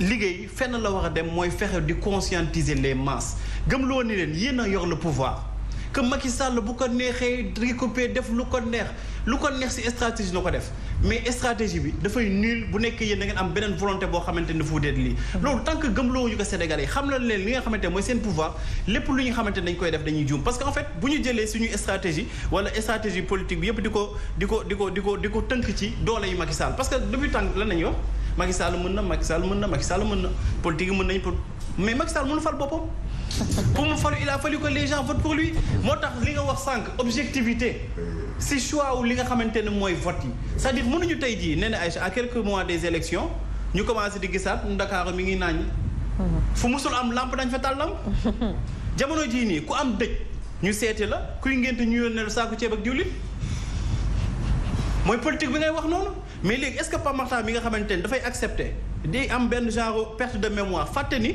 Moussa Tinde nekk na fi maire durant 5 ans wala 6 ans musuma ko gis élection jot ma woo ko jot ko mais doo fàttali ko ni kii bëkki dem ba nga koy woo jotuma ko parce que boobu amul intérêt ci man tey am na intérêt ci man moom mooy woo di daw sama ginnaaw moom mooy jox saako ceeb ba mooy jox saako diwlin donc je crois que les Sénégalais yi ñoom ñoo war a jël seen responsabilité bañ a am mémoire courte ak sélective xam ni gis nga maire yi am na ñoo xamante ni jot nañ fi nekk 5 ans ba 6 ans ba 7 ans liñ fu deful bu ñu ko defee tey jii am na lu tax teg seen bilan ci kaw table bi. tey yi ñu commencé di ñuulal lan moo tax foo tourné tey jii ñu ngi fa def ay chantier parce que xam na tàmmal nañ ko Sénégalais bu ñuy falu nañuy commencé liggéey tuuti arrêté liggéey bi bàyyi ba fin mandat bi ñu ñëw ni def nañ fi lii donc je crois que tey Sénégalais yi ñoo war a xam ni ñoom ñoo yore le véritable pouvoir peuple bi moom moo ko yor du Macky Sall du stratégie du nga lire l'art de la guerre du kenn koo xamante ni tey jii moom moo lay jox pouvoir donc je crois que vraiment homme politique yi bien vrai que li ñuy def baax na di jéem a concerté wu di waxtaan mais li ñu gën a war a def mooy di conscientiser askan bi parce que askan boo xamante ni nee nañ la grande majorité plus de 49% amuñu accès ci li nga xamante ni mooy enseignement nekkuñu li nga xamante ne mooy ñu jàng école nasaraan bi donc tey li lépp lu ñuy def tey jii ci lan lañ koy def ci français lépp lu ñuy wax lan lañuy wax ay budget nañ lay wax ay programme nañ lay wax loolu yëpp lu ñuy def yëpp buñ koy def sax dañ koy bind buñ ko bindee ci lan lañ koy bind ci français même bu nekkee dañ koy sax traduire ci wolof mais ku jàng français sax mooy am problème mu lire wolof waxumaan ku jàngul donc je crois que vraiment tey na politique yi dem sensibiliser askan bi am confiance ci askan bi xam ni askan bi malgré lépp li ñu mënti wax te Macky Sall ba muy falu lan nañu waxoon opposition bu uniruwul Abdoulaye Wade du fi jógee te pourtant y a eu une division am na Benno ak Tanor am na ñeneen Sénégalais yi dem tànn ki nga xamante ni Macky Sall ak coalition Macky 2012 bokkoon na ci coalition yoo xamante ni moom la ñu gënoon sous-estimé. yaakaar nga gis union ci fan yi. man yaakaaruma ay union xam nga benn union moo war a am. union dem waxtaan ak Sénégalais yi conscientiser leen te bàyyi leen le choix ak la diversité. d'accord parce que bu ñu demee ci union. non foofu Pape Matar dama la ci bëgg a dolli dara. daaneel nga def xam nga loolu. gis nga non dafa am lu ma leen dolli parce que gis nga li ngay wax nii ah. je crois que c'est le discours que l'on devrait tenir xam nga lu tax da nga wax léegi la politique du ventre. oui. ñuy wax ay achat de conscience dama bëgg a fàttali rek li Madior Diouf waxoon le grand professeur parce que gis nga Omar Faye élection locale yi élection présidentielle yi Moussa l'argent va couler à flot comme au temps de Abdoulaye Wade les ça commence c'est des mallettes qu'on va donner à des ministres et à des maires je veux dire aux Sénégalais qui nous écoutent li Madior Diouf doon wax ku la jox xaalis lekkal soo duggee ci mbañ gàcce gi nga wooteel Sénégal parce que xam nga lan lay niru yow mi nga xam ne yaa ngi ñuy déglu li Pape Matar wax mais loolu mooy réalité un élève me dit monsieur man Parcelles Assainies laa dëkk je n'ai jamais vu le maire il n'a jamais rien fait pour moi yow nga taxaw fii di ma expliquer ay maire est-ce que doo ma jàngal lu ma amee 18 ans philo ma dem sama yoon dis-moi à quoi sert un maire lan laay wax devant cette télé je n'ai jamais vu le maire il me dit j'ai déposé 32 fois à la mairie pour voir le maire 32 fois en tant qu'élève mosuma dugg ci maire bi et vous me dites que je suis un citoyen bu élection yi jotee ku ñëw jox la say milliards lekk ko boo duggee ci mbañ gàcce gi non seulement bul ko voteel mais saaga ko parce que daf la saaga xam nga depuis 92 bi ñu amee isoloir boo xoolee avant 92 parti socialiste seen score yi nii la doon def mais tout d'un coup il y a eu l'isoloir Abdou Diouf def lii 8 ans après il quitte le pouvoir l'isoloir a fait de la démocratie un moment où citoyen bi kenn rek moo koy gis muy yàlla Moussa ñëw na jox la xaalis yow sax xam naa loolu wax loolu. est-ce que c'est pas l'occasion de féliciter mon grand-père Abdoulaye Wade pour les acquis démocratiques les combats démocratiques. non foofu. war di njaag fara war di njaag far di njaag war a far di war di njaag war a war di xam naa Omar Faye kontaan. non boo ko liggéey avant. waaw liggéey ko quand il est au pouvoir. liggéey ko après. merci on l'applaudit mais man daal li ma bëgg a wax mooy. ku ñëw jox la xaalisam. jëlal. parce que du xaalisam sax 10 000 francs la sàcc parce que loolu mooy baat bi ay sàcc la ñëw jox la ci 500 francs ne la voteel ma pour 5 ans encore soo munee nangu nag nit di la sàcc di la delloo ca lam la sàcc di la delloo ci mbumu jaam nga topp ko kooku yow la li may wax sama élèves yi yàlla ñëpp la il faut préciser Almata balaa ñu continuer c'est que aujourd'hui on va sànq sur Macky c'est à ce niveau-là qu'il a un problème gis nga li nga doon def ñu koy personne doon def kii néew def kii noonu la def moom il réussit à faire ça avec le budget de l'État c'est-à-dire dañu leen bàyyi ba élection jot ñu ñëw dugg si kii jox kii 100 000 jox kii et cetera moom il vient il formalise ça il demande au budget de l'État de prendre ça en charge il crée les bourses familiales ñu commencé di ko séddale ci biir kër yi dem nañ sax élection yi passé ils disent à des gens ku ma woteel dinañ ko xam dañuy dina si biir d'ici ils ont dit ça dans certains villages aujourd'hui il crée un autre fonds de campagne de 450 milliards ça c'est pas seulement le rôle des politiques c'est aussi le rôle des médias c'est aussi le rôle de la société civile parce qu'on va prendre 450 milliards di ko xoy nii jeunes yi ku nekk di daw di wuti 450 milliards et tu vas te ranger ci ginnaaw kii ñeneen ku dem meeting kay wala ku dem parrainage wala ku def li ñu ñëw dindi donc nous avons aussi benn fonction de veille au niveau des médias et au niveau de nous tous ñu xam ne c'est de l'argent public et kenn mënu ko jox sur la base du militantisme politique ça c'est une bataille non seulement que nous devons mener mais c'est aussi une bataille que des médias c'est aussi une bataille de la société universel direct est-ce que avantage la bëgg wax benn affaire li ñuy wax yëpp ne pas mal extra régime day bëgg ñu dag ko mu ñëwaat suffrage universel direct bi soxla naa ko ay bon bref alors non affaire bu làmb laay wax très bien daanu naag daaneel na ci làmb alors espiriteur du vent li ma doon wax en fait ci lii xam nga tey jii nee diversité bi lu tax ma wax ko c'est vrai que mën nañu ni Macky Sall tey lu ñu nga xamante dañ koy séddale ci ñett bu ñu ko tasee ku nekk day jël benn ki day préfère Cheikh Omar ki préfère Pape Matar ki préfère Sanoussi alors que à côté Omar Faye ñettam yi da koy am donc mën na gagner mais bu nekkee li ñuy wax dëgg la que Macky Sall est si impopulaire diversité bi du doon problème bu nekkee Sénégalais yi dañu contre Macky Sall ak gouvernement ak ni mi nga xamante ne noonu la nekkee di gérer ce pays diversité bi du doon problème au contraire dafa war a doon sax moment boo xamante ni dañuy mën a choisir le meilleur profil. parce que man pour man nga baal ce sera une dispersion de l'électorat c'est-à-dire ñu am ñaari pôle nga xamante ni candidat majorité baa ngi nii opposition bi am benn candidature bu forte unifiée mais suñ ko tasaaree parce que li raw gàddu la suñu tasaaree électorat bi ñu am 5 candidats opposition à Dakar Macky Sall su xasee ba am benn candidat sur le jeu dispersion électorale bi ça fait son jeu. moo tax ma ni la bu nekkee waaw ma koy message bu nekkee li ñuy wax dëgg la que Macky Sall est si impopulaire. bu ñu ragal diversion. xam nga bu ñu ragal division parce que division boobu en fait dafa war a doon tey jii moyen pour ñu mën a tànn le meilleur des profils parce que aussi. bu ñu nuwee. Moussa Tine am na ambition mu jiite parti warul ranger aussi ginnaaw li nga xamante ne mooy professeur Sanoussi Ba parce que parti bu nekk da nga am ambition jiite li nga xamante ne mooy réew te bu nekkee yow da nga yore parti te naroo jiite mais yoratoo sa parti bi jaratu nga koy yor demal nga seeyal sa parti kalam ki nga xamante ne jàpp nga war nga mën a jiite je crois daal vraiment nañ dem ci sensibilisation mais aussi nañu mooy achat de conscience na Sénégalais yi xam ni xaalis bi nga xamante dañ leen ko jox ci bourse familiale xaalis boobu Macky Sall jox leen ko par générosité xaalis boobu seen xaalis la boo jëndee fii leen lu ndaw a ndaw ci supermarché ba mu tijjee ñu daggal la ci TVA alors la deuxième partie est passée assez vite Omar xam na dañuy def benn tour de table rek jaaree fa tëj oui Omar yaa ngi doon jël c'est bien beau de parler avec la masse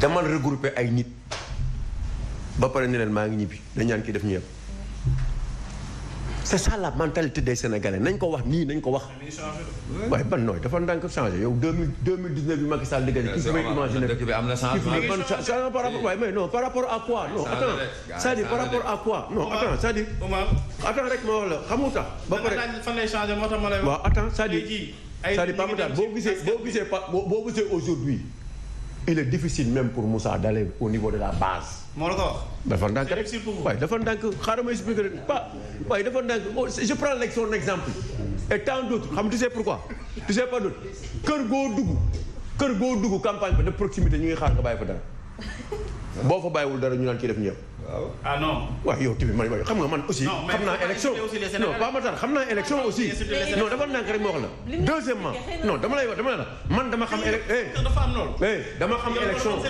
dama ndànk waxuma ay kër non il faut pas ça on généralise quand même il faut pas dire que yow pas ma tar loolu dama la man dama la en 2019 lors des élections présidentielles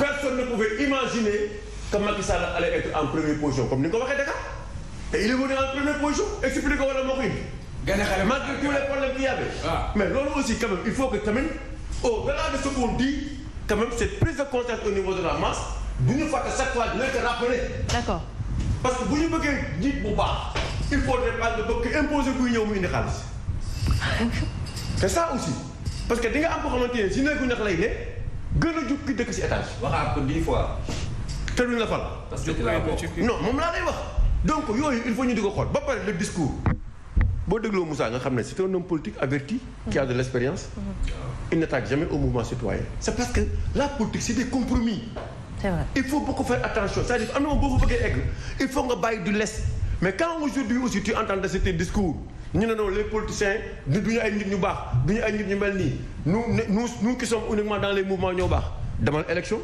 d'accord boo demee élection di nga xam ne benn réalité la moo tax il faut que gars yi parfois à un moment donné ñi amandoo même perception yi ñuy def jonction pour l'essentiel mais pas pour des listes parce que aujourd'hui dafa am ay préalables alors que ces préalables ne sont pas encore réglés professeur fu mu nekk nii ñun ña xale yaa ngi war a am candidat ak 50 électeurs amuñu ñii ñu ngi bindoon seen carte électeur ne sait pas voter xaw ma ne doit pas voter tey ñu ngi nii ba léegi kenn rek la ko n'est-ce pas. demain aussi il y aura d'autres problèmes il y a un problème de leadership dans les localités. Très bien encore waaye dafa ndànk waay déglu ma waay yow tamit. laisse-le terminer il était en mu ngi woon pendant jusqu'à vendredi à parler à la radio et dans la télévision. Omar vas-y yaa ngi doon daaneel bàyyi ko mu daaneel Cheikh. du lundi au vendredi que là mais laisse-nous quand même le vendredi que nous avons qu'on puisse expliquer aux Sénégalais ce qui se passe. dama ne li ñuy wax nag waxtaan bi oui n'est-ce pas. waaw mais moom dama ne la may ñu àjjuma bi ñu am. waaw mais Omar may na la termine. expliqué jeexalal Omar. dama ne élection boo koy def da nga am ay leaders au niveau des localités. c'est bien beau d'avoir des responsables au niveau national ñuy taxaw di expliquer mais au niveau local boo ko amul doo gagner. la politique c'est un monde de contact boo ko amul mënoo dem fenn. te loolu mooy problème bi nekk fii c'est bien beau d'être dans les radios ou dans les télévisions di wax nous sommes toujours sur le terrain xam nañu nit ñi xam nañu bu baax ñi nga xamante ni dañuy nekk si ak masse bi di waxtaan ak ñoom. non je ne suis pas candidat mais je participerai à ma manière. D'accord. Pour créer un bon candidat pour que au moins. affaire yi gën a mën a nekk si jub. parce que mënuñu continuer quand même dans ces conditions là à chaque fois.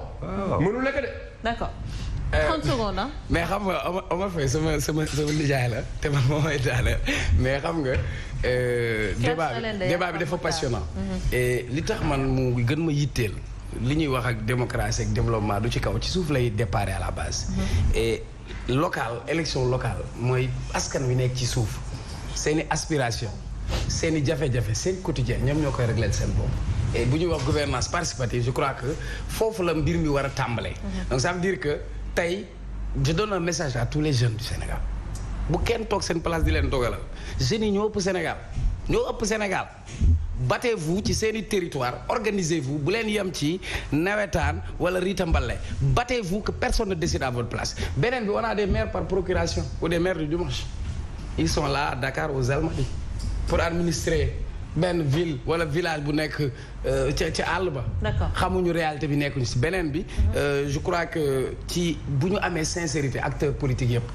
muy ki nekk ci opposition mooy ki nekk ci nguur pour man noblesse bi ci nekk mooy nañu saafara jafe-jafe askan wi. et non mu nekk lal ak lalli ay stratégie politique pour nooy ngoyee ci nguur wala nooy téewee nguur. wala nooy nësxale sa morom. beneen bi permets-moi de remercier parce que ñun bu ñu toogee ñu wax am na ñu nekk seen ginnaaw di ñu tàggat di ñu jàngale. ku si mel ni professeur Ousseynou Khouma mais ak séeréer bi Moussa Tine parce que bokk na si ñi nga xam ne day def dans la transmission nekkoon na député et nit boo koy xool ci parcours am constance bi mu am mais am na générosité bi mu nekkutulee député daa dem di dem ci école yi di def transmission di jàngal ñeneen.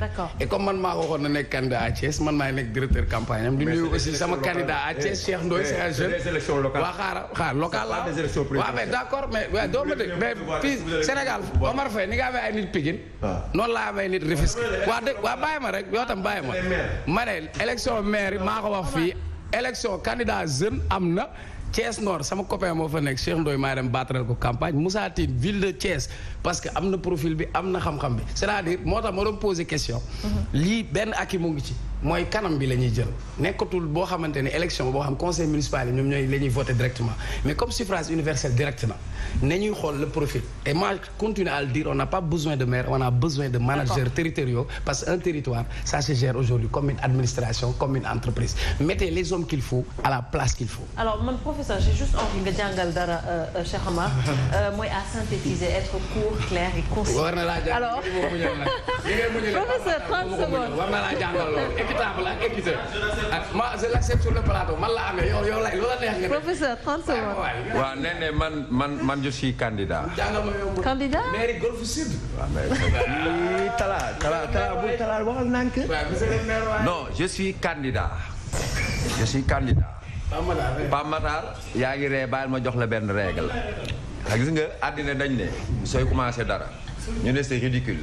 non mais non mu continuer ñu ne c'est dangereux mu dem ba ci biir ñu ne pourtant c'était le candidat idéal c'est évident et je suis candidat. et je soutiendrai. merci beaucoup et Moussa aussi. sincèrement man. peut-être xamante ni gisante nañ une fois ou deux fois je sais même pas. mais xam nga. bi ma déggee sa waay wax léegi ci affaire u maire bi nga am benn position c'est-à-dire que man je pense que c'est comme ça qu'on devrait être honnête. être honnête. C'est important. être honnête xam ni nit ñi seen wërsëg. nekkul ci politique. nekkul ci Macky Sall. surtout boo demee ba ñu lay wooyee professeur nga am sa diplôme am loo xam ne yow yaa koy liggéeyal sa bopp wala leneen nit ñi war nañoo mun a gore. man nag nee na li may résumé mooy li Madior Diouf waxoon rek. bu la jox xaalis jëlal. boo duggee ci mbañ gàcce gi. bul vooteel ki la jox xaalis ba pare saaga ko. parce que daf laa saaga. kaay ma jox la xaalis nga votel ma mooy kaay ma doon Seydina Mohamed nga doon baadoola ilaa akra yàlla mayu ko kenn. alors merci Pape on termine par quoi parce que c'est cérémonie de présentation et de dédicace. avant cérémonie de présentation. tu as 10 secondes alors hein. 10 secondes d'accord bu nekkee 30 secondes Cheikh Oumar sama 10 secondes dina baax. alors allez-y on va en parler. li ma ci wax rek mooy li ma wax léegi c'est-à-dire il faut que ñu jéem a gën a conscientiser les masses.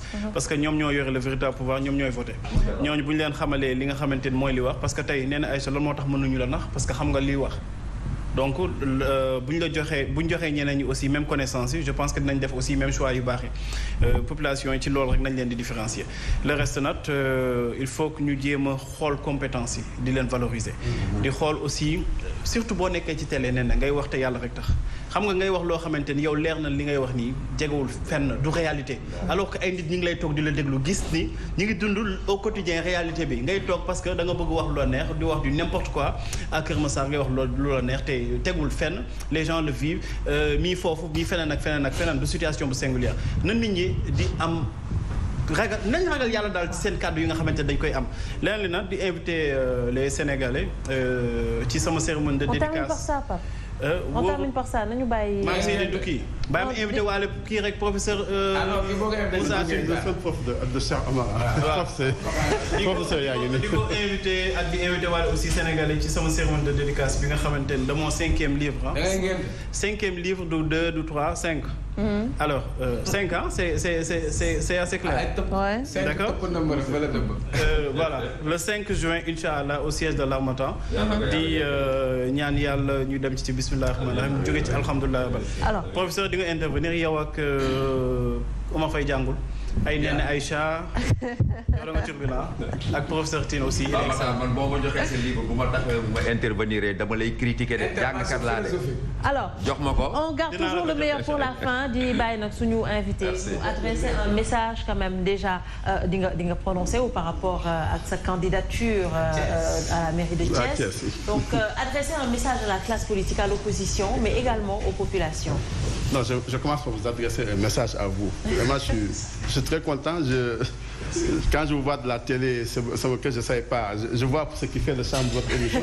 C'est qu'en fait, vous en arrivez à faire ça, c'est à quoi. C'est comme ça. Voilà, c'est la famille, Wartan et autres. En tout cas, c'est très, très intéressant. Et je vois pourquoi les Sénégalais accrochent aussi l'émission Yémeni. Parce que c'est comme sur nos grandes places, il faut le Mbour 1 ou le grand place, vous face, c'est vraiment le milieu naturel de Bougny-Dundu tous les jours. En tout cas, c'était un plaisir. Je suis très content toujours de voir Cheikh Omar, moi, tous les professeurs, alors que mon question là est formé. Les profs, c'est les Alul Sall, les Story Diop, c'est les profs, ça aussi. Ouais, bon, mais les profs, ici on appelle tout le monde prof. Alors que l'université, on prof, c'est un ah non, prof là, si, lui est prof, lui est le professeur, il enseigne, c'est différent. C'est différent, effectivement. J'ai eu des profs, mes anciens profs de Thiès là, avec qui d'ailleurs je garde beaucoup de relations, qui m'ont vraiment formé. Moi, j'ai eu cette chance-là d'avoir eu de très bons profs au lycée. Et ils le savent, c'est l'occasion de le rendre. Qui était votre prof de philo? Bouchen Diour. Ok. Bouchen Diour.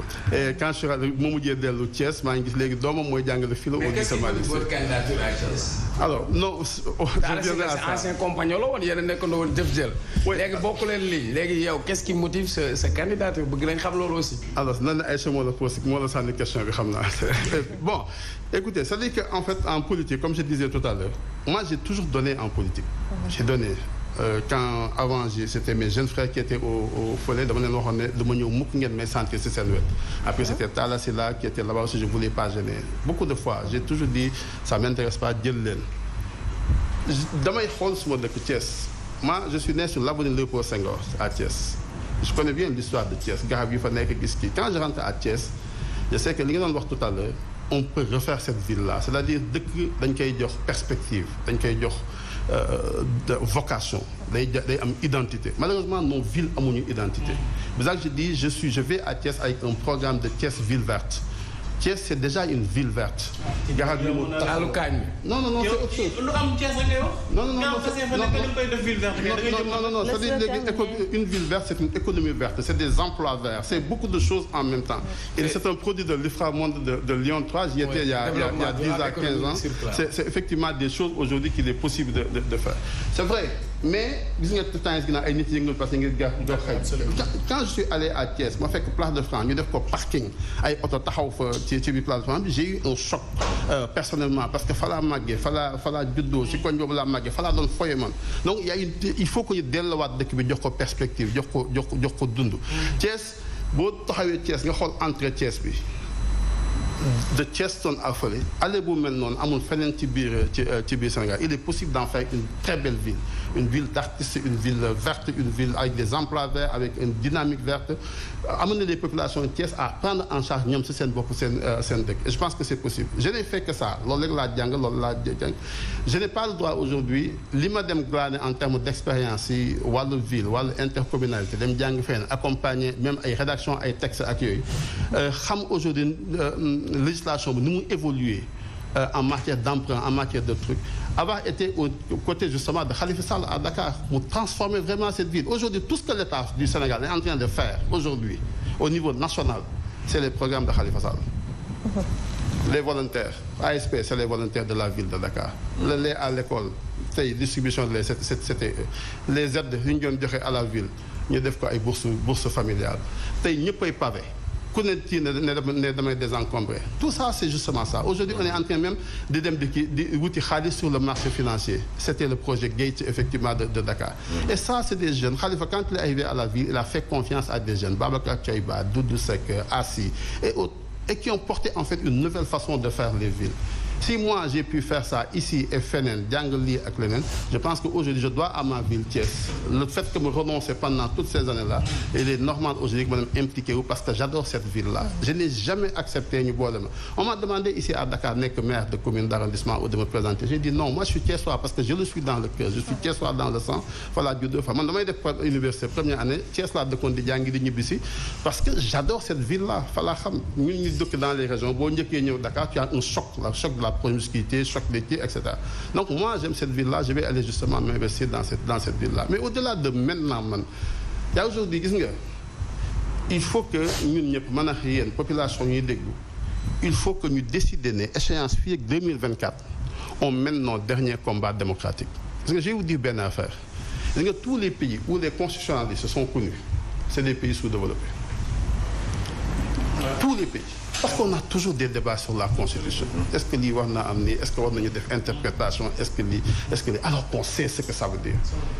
Donc il faut que ñu dépasser ça il faut que ñu trouver notre voie institutionnelle il faut que ñu bàyyi combat bu ñu tëggaat ko. On avait pensé qu'il faut faire partie Abdou Diouf et Abdoulaye Wade ensuite on est arrivé au 23 juin où des gens sont morts devant obélisque ñaan ay oto jaar ci kaw et autres ensuite ñu ne non na Macky Sall ñëw mu porter un discours on pensait que le discours était révolutionnaire la dernière réunion qu'on a tenue au siège des AC on dit Macky Sall vous avez aujourd'hui la possibilité d'entrer dans l'histoire du Sénégal il faut que aujourd'hui on est en train de reprendre la même bataille jeexalagul on a eu 13 morts encore c'est honteux pour un pays comme le nôtre ay Sénégalais di dee pour des questions justement de démocratie et ce que je dis là ñun ñi fi nekk homme politique yëpp ku sa benn doom dee woon dëkk bi changé aujourd'hui c'est 13 Sénégalais ñoo dee ay doomu baadoola yu kenn xamul lu ñuy tuddee baadoola entre guillemets bu doon doomu ministre wala doomu président wala doomu opposant wala kenn moo dee la République allait s'arrêter te dootu fi amati tant que ça n'arrive pas à ce niveau-là donc nañu dépasser cette mentalité là bu ñu ñëw ay deuxième vague dina am deuxième vague du am deuxième vague de kii na génn si logique de confrontation il lui reste 2 années na ko jeexal 2024 mu organiser les meilleures élections qu'il y a mu dem soo paree ñëw dëkk Castor gii nit ñi ñëw di ko fekk di ko nuyu muy gën di doxantu ànd ak ay doom c'est ça qu'on souhaite à nos présidents de la République donc il y a une fonction de veille boo xamante ne Sénégalais yi ñoo ko war a jouer il faut que bii yoon notre dernier combat démocratique dëkk bi nekk définitivement sur les voies du développement élection locale élection législative élection présidentielle bu ñu paree les réformes qui sont attendues ñu poser ko ngir yàlla yenn saa yi ñun ñu nekk ay consultants il m'est arrivé benn yoon j'étais dans un pays boo xamante ne y avait un Sénégalais qui est d'ailleurs après directeur de cabinet du ministre de la Santé, il faisait la réforme de la santé fauve. Il y avait un autre Sénégalais qui faisait les textes de la police. Il y avait un autre Sénégalais qui les aidait à faire lancer cette deuxième licence de téléphonie. L'expertise sénégalaise est partout. C'est sûr. Demande dans les institutions internationales. Nous ne méritons pas. Le pays là, nous-mêmes, on ne le mérite pas. Parce que nous avons des gens pour le faire. Nous avons des idées pour le faire. Nous avons les engagements pour le faire. Nous avons un peuple éveillé pour yóbbu dëkk bi foofu. Mais nous sommes en retard parce que nous sommes dans des calculs politiciens et immédiats.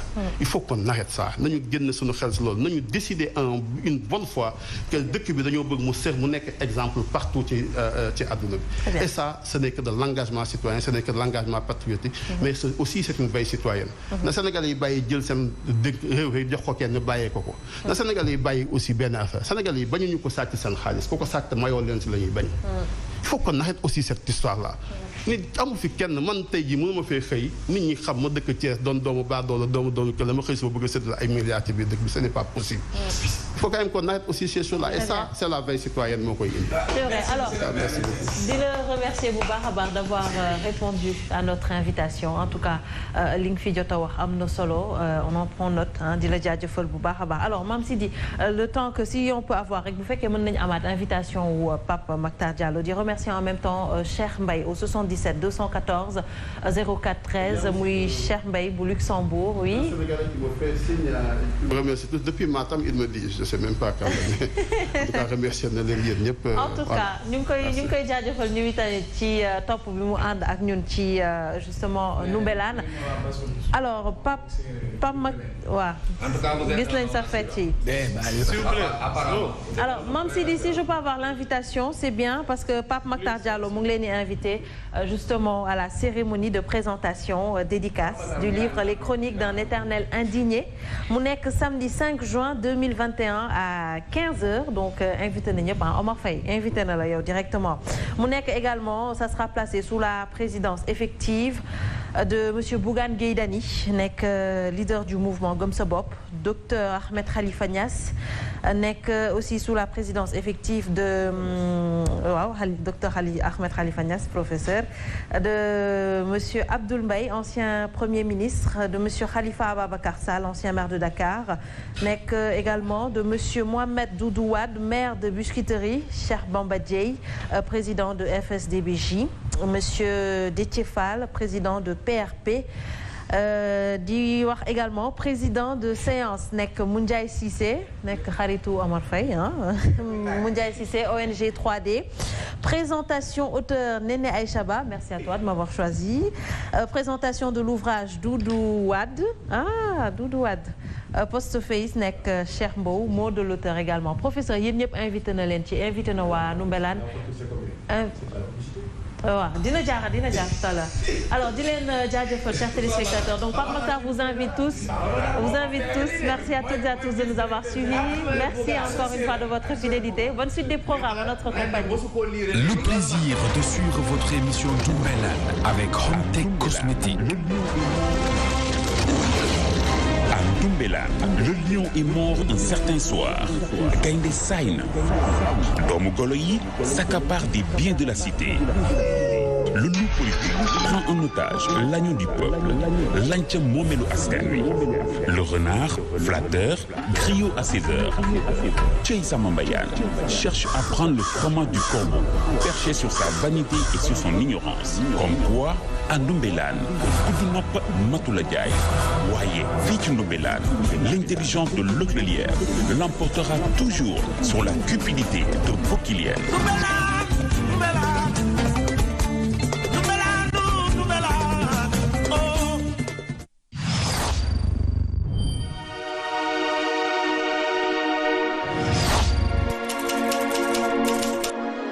ngeen mënti nekk ci àdduna ci suuf mbaa ci jaww ji ànd leen ak seen groupe de presse leader D-Média téléchargez l'application D-Média ci Play Store wala Apple Store ngir wéy di déglu ak seetaan seen émission en direct en VOD ci Zik FM wala Sen TV taamu leen sunu page YouTube lire seen journal Tribune ak seen site d'information actunet.net D-Média dafa bokk ci yéen D-Média sunu yëf.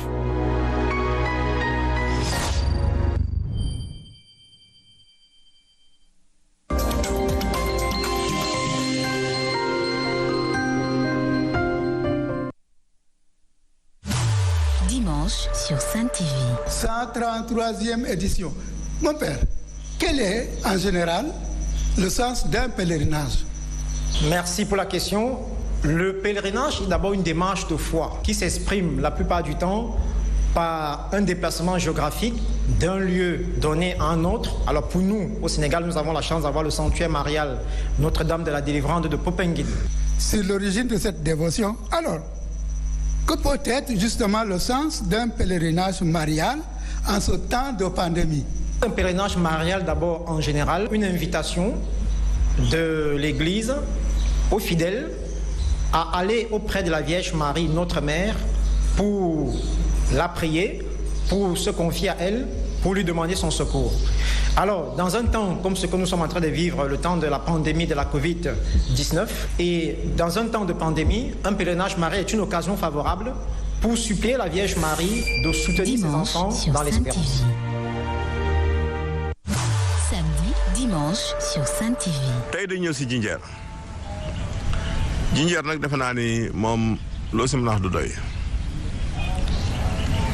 garab la ko wax gu doy waar te cosaanam nag nit ñi xaw ko umpale tuuti mais am nañu ni daal yàgg na si Asie du Sud-Est te nañ la ko mooy wàllu ulcère d'estomac soo amee góomu biir daal muy ulcère defal jinjeer bi jus saa yoo lekkee nga xelis infection intestin yi maanaam ay doomu jaaw yu dund si ay butitam na koy def infusion di ko naan day jël ji sunguf bi rek bu defee si genn wàll kaas ndox bu tàng benn kuddu bu ndaw bàyyi ba mu sedd mu sedd bu dee wàllu bronchite nag da ngay jël jinjeer bi nga dëbb ko ba moo ko lakk ko bu nekk dóom saa yooyu lekk nga tibb si kuddu bu ndaw def si genn wàll kaas fi ñuy jeexale si wàllu jinjeer muy wàllu néew doole yokk kattan da nga koy boole ak muscade defoon nañ si émission boole ko ak xorompoole ak poobar soo defee yëpp ba mu nekk sunguf nga jël vinaigre nga teg boo jëlee limon bi xar ko def ko ñaari xaaj benn xaaj bi ngay jël bës ko. Samedi, dimanche sur Sen TV.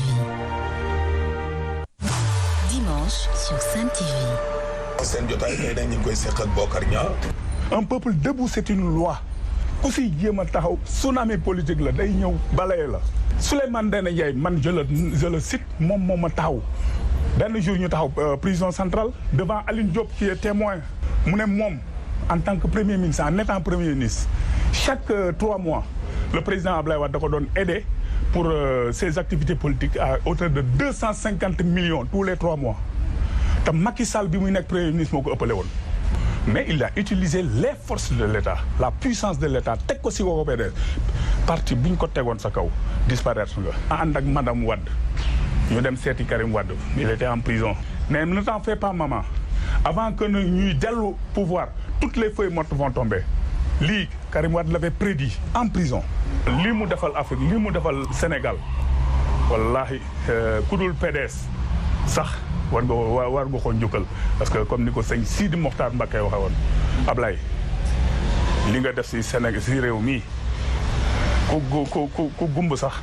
boo mënul gis boo génnee daj ko. Dimanche sur Sen TV. seen émission ëttu lamb di émission bu mag di concept bu mag a mag boo xamante ne nii tey dañu ci war a ànd ak ndaanaan yu mag a mag war waxtaane rek lamb ci biir ëtt bi. ëttu lamb nag cosaan la li mu ëmb dafa bëri.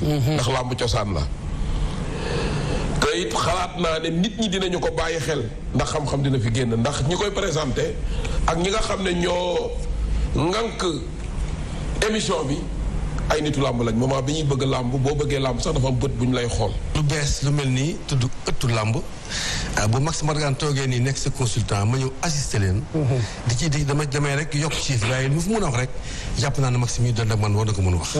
di wax ne nag ku mu neex ci àddina nga ne bëgguma suukar mais suukar neexul moom kenn sañu koo wax.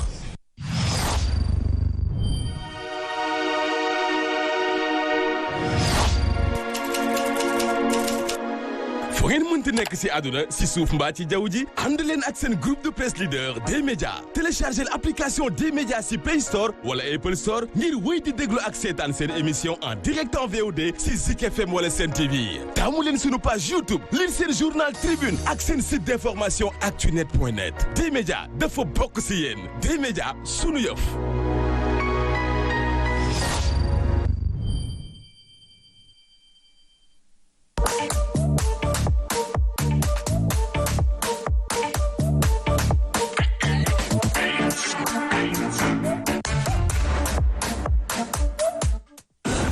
téléspectateurs, bonsoir et bienvenue sur la Sen TV. Comme d'habitude nag dañ ko doon tàmm di leen indil émission bu mag bi di rendez-vous du buzz tey nag ñu dellu si rek xam nga pause bi yàgg na ñu leen di jaajëfal di leen gërëm aussi ci xaar bi mais aussi du ma wéet benn yoon ci émission bi nga xam ne tout le temps du ma leen tàyyi di leen ko wax mu di rendez-vous du buzz di indi potin ak actualité people yi ak lépp lu xew rek muy réseaux sociaux di dëkk bi wala lépp lu daal di xew ci réew mi Nafissatou Dieye nag moom amoon naa la de di la déwénati.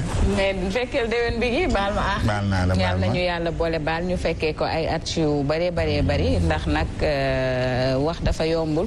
te parfois ñu wax juum parfois ñu wax mu juste surtout avec ce genre d'émission qu'on fait on a souvent l'habitude d'heurter la sensibilité des téléspectateurs sur ce ñu ngi leen di baalu àq di leen baal àq di leen wax itam yàlla na yàlla def ñu fekkee ko ay déwén bu naree ñaaw yàlla na mel ni ren barke Cheikhul Khadim ay ca dañuy delloo buum nag ca mboy boy rendez-vous du buzz doorati na gannaaw ba équipe bu ne nay sa jàll ak ñam ci àndal ñun dañuy ñëw ci beneen boor ci yeneen i buzz yeneen i potin mais ku ne xam na ni fan yi bigi coowal chirurgie esthétique moom mooy bombu coowal yokku yenn ci suñu ay partie boo xam yokku suñu ay hanche wala suñu postérieur wala suñu derrière ak yu ni mel loolu nag moo waral ñu dalal fi tey koo xamante ni expert la en la matière ngir décortiquer lépp rek loo xamante ni jëm na ci jigéen ñi ñi jëfandikoo ngir yokk seen yaram wala yenn ci ay pat du yemul ci jigéen ñi rek parce que góor ñi sax ñoom itam am na yoo xamante ni dañu koy faral di bëgg di yokkulu loolu yëpp nag bigi dama lay bàyyi ngi introduire suñu invité ndax moom lañ ciy àndal ay suñu invité nag moom kenn du ko présenté ti Cheikh lañ koy wax Cheikh moom il a plus d'1 million d'abonnés sur les réseaux sociaux notamment sur Instagram nga xamante ni il est très suivi foofu ci Instagram moom dina jaay comme ni ko Nafi Dieye introduire lépp loo xam day yokku affaire ngóora luy yokku awra luy def lépp loo xamante ni rek xàmmee nañ ko ci wàllum lu jëm ci jëmmu nit daal xam naa ne moom actuellement du ñu wax sax ni que actuellement romb na nombre d'abonnés yi influenceurs yi war a mën a am ci réseaux sociaux yi mais dafa dem ba nit ñi dañu sëgg lool ci li nga xam ni moo di affaire yokku bi daal Cheikh mu nekk nit ku kenn dootul présenté ci dëkk bi ñu daal di lay dalal rek ci rendez-vous du buzz tey moom lépp day leer du dëgg la jaajëf Biggi maa ngi lay nuyu di la ziar di la jox sa wàccuwaay di nuyu Nafi di nuyu gars yi fi nekk yëpp ñoom Thioune MD équipe bi yëpp macha allah di nuyu képp kuy seetaan télé bu mag bi di Sen TV di nuyu samay client ak samay cliente fépp foo nekk si àdduna bi moo xam Sénégal bitim réew Espagne Italie Gambie Mauritanie Canada Amérique Sweden Germany everywhere ba Dubaï macha allah maa ngi nuyu ñëpp góor jigéen mag ndaw Cheikh borom produit yu baax yi la jaa ngeen jëf. Cheikh produit lu waral nga xool lépp luy dox ci réew mi nga xool xàmmee xam ni dëkk bi tey jii chirurgie esthétique comme ni ko Nafi waxee dem na ba am benn taxawaay daal ci réew mi nga daal di sëgg ci loolu di jéem a xool xale jigéen ñi surtout parce que la majeure partie de ce client yi ay jigéen lañ donc diaspora bi lim nga ko ñoom ñëpp concerné nga leen produit dañ koy utiliser lan moo waral nga taamu côté boobu daal ci jaay bi bañ tuddee la Cheikh produit waaw nekkul sax comme loo xamante ni dama ni lii kat gis naa ko wala jigéen ñi bëgg nañ ko wala ñi bëgg nañ ko ma dinaa fa sëgg pour liggéey wala yooyu demee wutoon noonu sax parce que produit bi ma koy kii xalaatuma woon ni peut-être comme dina xam nga comme nit ñi dañ ko bëgg yenn bëgg yi genre yooyu quoi parce que bu njëkkoon avant ma débuté wala avant nit ñi di ma xam yenn xam yi dama daan ambulant genre yooyu laa mën a wax di jaay produit bi di ko teg sama bëgg di ko jaay xam nga ñu bari xam nañ ma ci loolu jamono yi comme nit ñi ni ñuy débuté rek seen liggéey am na fu ñu jaar après àdduna moom step by step la xam nga te aussi tamit li may faral di wax ay escalier la rek da ngay yéeg ndànk par ndànk ba keroog fi nga àgg si cappaandaw gi ñun noonu lañ démarré mais tam gisuñu loo ko wala bokk ñëwuñu rek pour xam ni kat àdduna bi kat li lañ bëgg rek nañ ci focus foofu noonu rek pour door leen genre wala yu demee noonu quoi ñun dañ si nekk bu yàgg après tamit biñ demee nag xëy na jàng nañ ñi xam ni kat lii kat li ma yor nii xëy na baax na te aussi tamit su ma ko gënee valoriser samay publicité genre wala yooyu xam nga gën koo jox àq bi kat pourquoi pas mu demee ni mu teg nit ku moom gëm boppam la war a comme ni ko président Bougane di waxee gëm sa bopp léegi nag après si la déménagé wu jugee dëkk ba ma nekkoon Touba ñëw fii Dakar macha allah daal di installé wu fi te aussi tamit ba ko daan jaay tamit di ko yóbbante bitim réew parfois day yéex pour mu ñëw Dakar si oto yeeg yooyu des fois léegi nag ma ne pourquoi pas ma ñëw Dakar nekk HLM te yàlla def na ni biñ fi ñëwee ba tey mosu ñoo tuxu kenn musuñoo yóbbu police kenn musuñoo àq si kenn musuñoo wax ju bon wala genre yooyu comme naxaate wala yooyu jugee si loolu dañ ci sant yàlla bu baax loolu nag dara waralu ko lu doon liggéey teg ko ci xam-xam ak jaamu yàlla ak jub bañ a trian bañ a tappale bañ a dox si naxaate yooyu ñun yàlla loolu la ñu dimbalee daal sant yàlla bu baax si loolu. mais coowal yokk yi parce que ñu ngi naan xale jigéen ñi dañuy yokk seen ween yokk seen taat yokk seen hanche góor ñi ñuy wax ne dañuy yokk seen awra est-ce que réellement yokk boobu noonu am na. waaw parce que tamit ñu bari dañ naan ay yokku awra amul munta nekk mais nit ñi moom xëy na ku nekk xam nga rek da ngay wax sa xalaat genre wala yooyu parce que dara bu kenn wax munta nekk comme ni ko anglais di wax rek impossible n'existe pas. xam nga impossible xam nga is not exact you know what I mean xam nga boo ko jëlee boo jëlee mot bi nga def I am possible mooy man mën naa nekk kon bu dara kenn ne dara lii mënta nekk parce que xëy na ñooñu dañoo amul xam-xam boobu te li may faral di wax rek ku ne sa wàllu bopp am nga lu la yàlla may man domaine bii la ma yàlla may composé ay garab ak ay boreka karité garab te ak lii ak lii def ci sama xam-xam ak samay jat genre yooyu nga composé ko ci xam-xam bu sell te du joxe benn effet secondaire am xam nga comme li gars yi di wax rek yokk awra mënul nekk parce que ñoom xëy na ñoom foofu la seen xam-xam